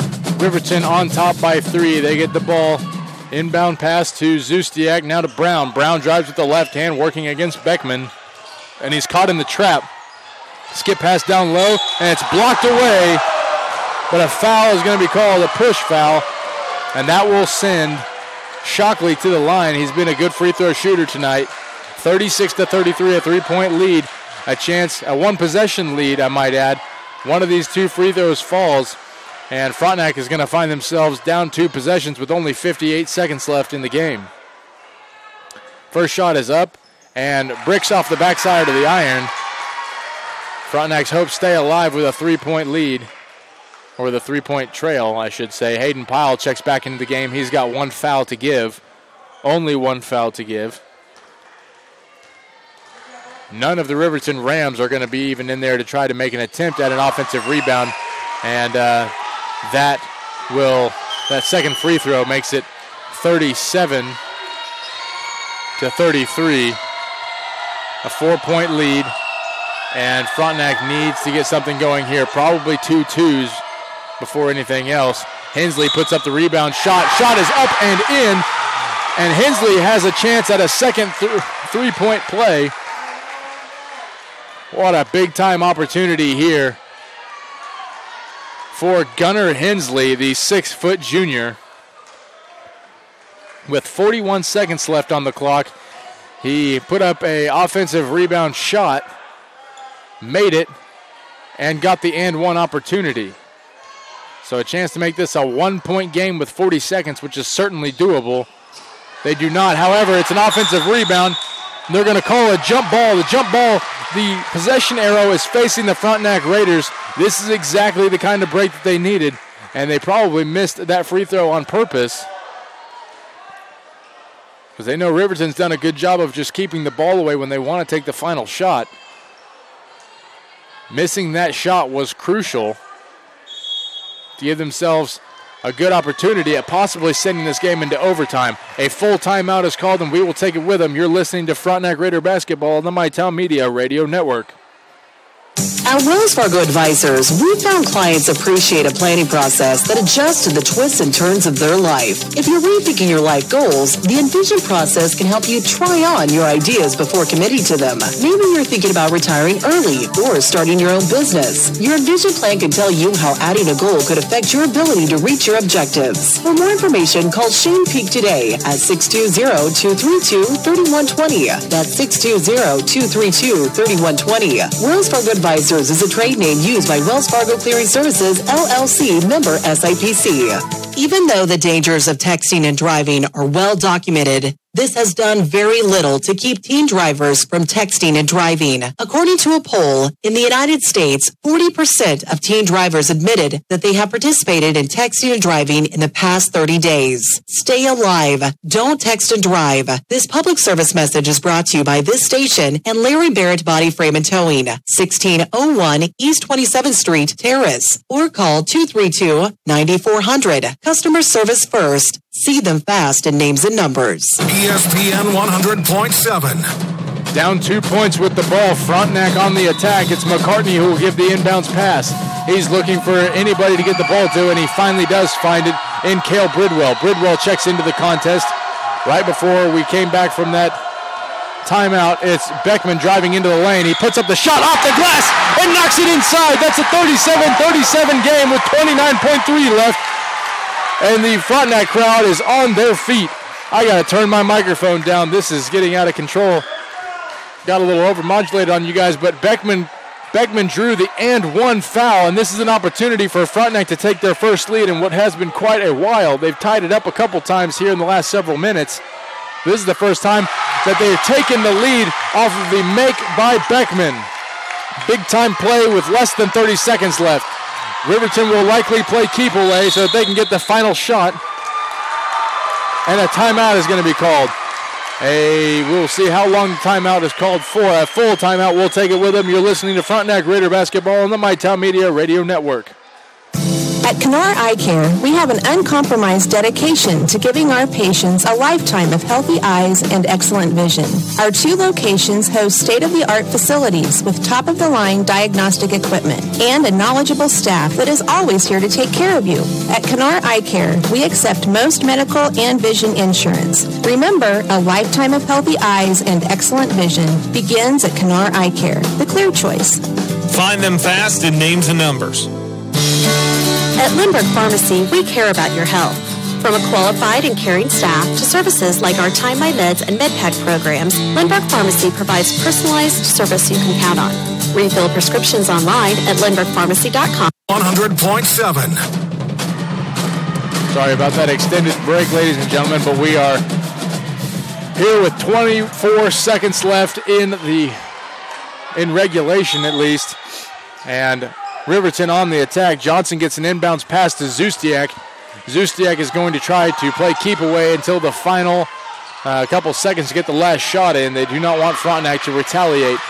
It's Shockley to Brown. Brown drives inside, loses control of the dribble. And a foul is going to be called. Brown is going to have to sink both of these for the win. One for the tie. And if they get neither, Rams are going to have to hope for an offensive rebound.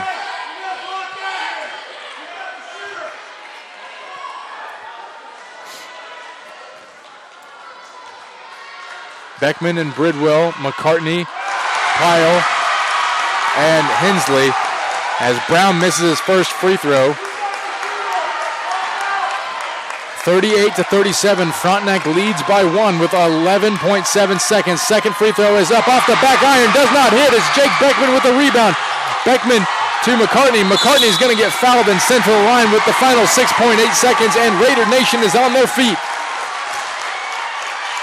A big-time opportunity here for the Frontenac Raiders to dethrone the undefeated Riverton Rams. Rams are at 5-0 on the season. Frontenac at 1-3. This could be the pivotal point that the Raiders have been looking for. McCartney at the line now. A chance to extend this lead to make it a little safer. McCartney misses his first. Which is quite all right. One free throw here means that Riverton's either going to have to go for the tie or for the win from distance. And they don't have much time to do it once they get the opportunity, if they do. Barring an offensive rebound for the Raiders, of course. McCartney getting ready to put up his second shot. It's up, and it's good. Swishes through the nylon, and it's 39-37. Timeout called on the floor, and that is a full timeout. We'll take it with them. You're listening to Frontenac Raider basketball on the ESPN 100.7 radio network. 39-37. Are you tired of all those confusing checking account options? The Kansas Teachers Community Credit Union makes your choice simple. We only have one option. Our checking account has no monthly fees, and if you maintain a $2,000 minimum balance, we pay you interest. Get the Credit Union Advantage at 416 North Broadway or call 620-231-5719 for more information. Deposits are federally insured by NCUA up to $250,000. The true test of a great insurance agency comes when you suffer a loss. It's easy to take your premiums, but Ray Ryan of Ryan Insurance of Pittsburgh knows that handling your claim is the most important service an insured needs. Claim is our chance to let the customer know that we'll be out there, not just that we sold them a policy, we'll also be there when a claim occurs to make sure it gets handled in an honest, respectable way.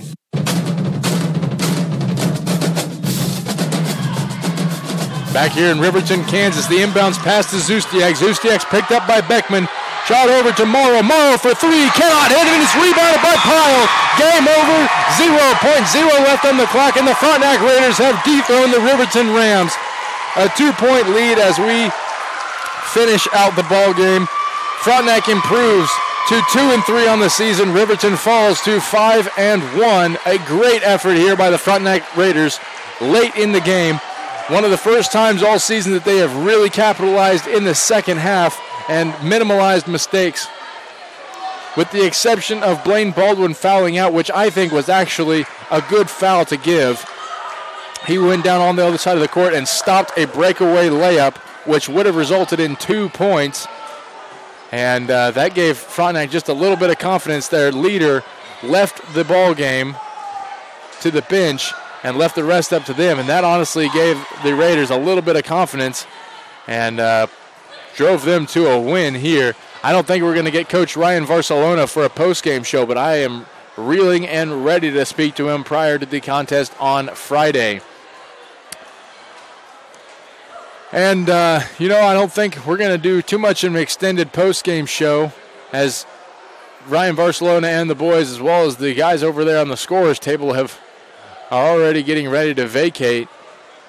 I think we may as well just take it with them. Final score here in Riverton, Kansas. Frontenac 39, Riverton 37. Once again, the Frontenac Raiders improve to 2-3 on the season. Riverton falls to 5-1.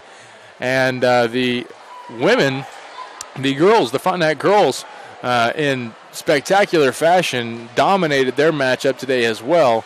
And so it is a sweep for Raider Nation here in Riverton, Kansas, as they head back home and get ready to compose themselves and get ready for some more CNC League play. For the camera work done by Amber Atkins, and for myself doing play-by-play and advertising and color commentary, Heath Atkins. So long, everybody. Have a great night, and what a great win for Raider Nation.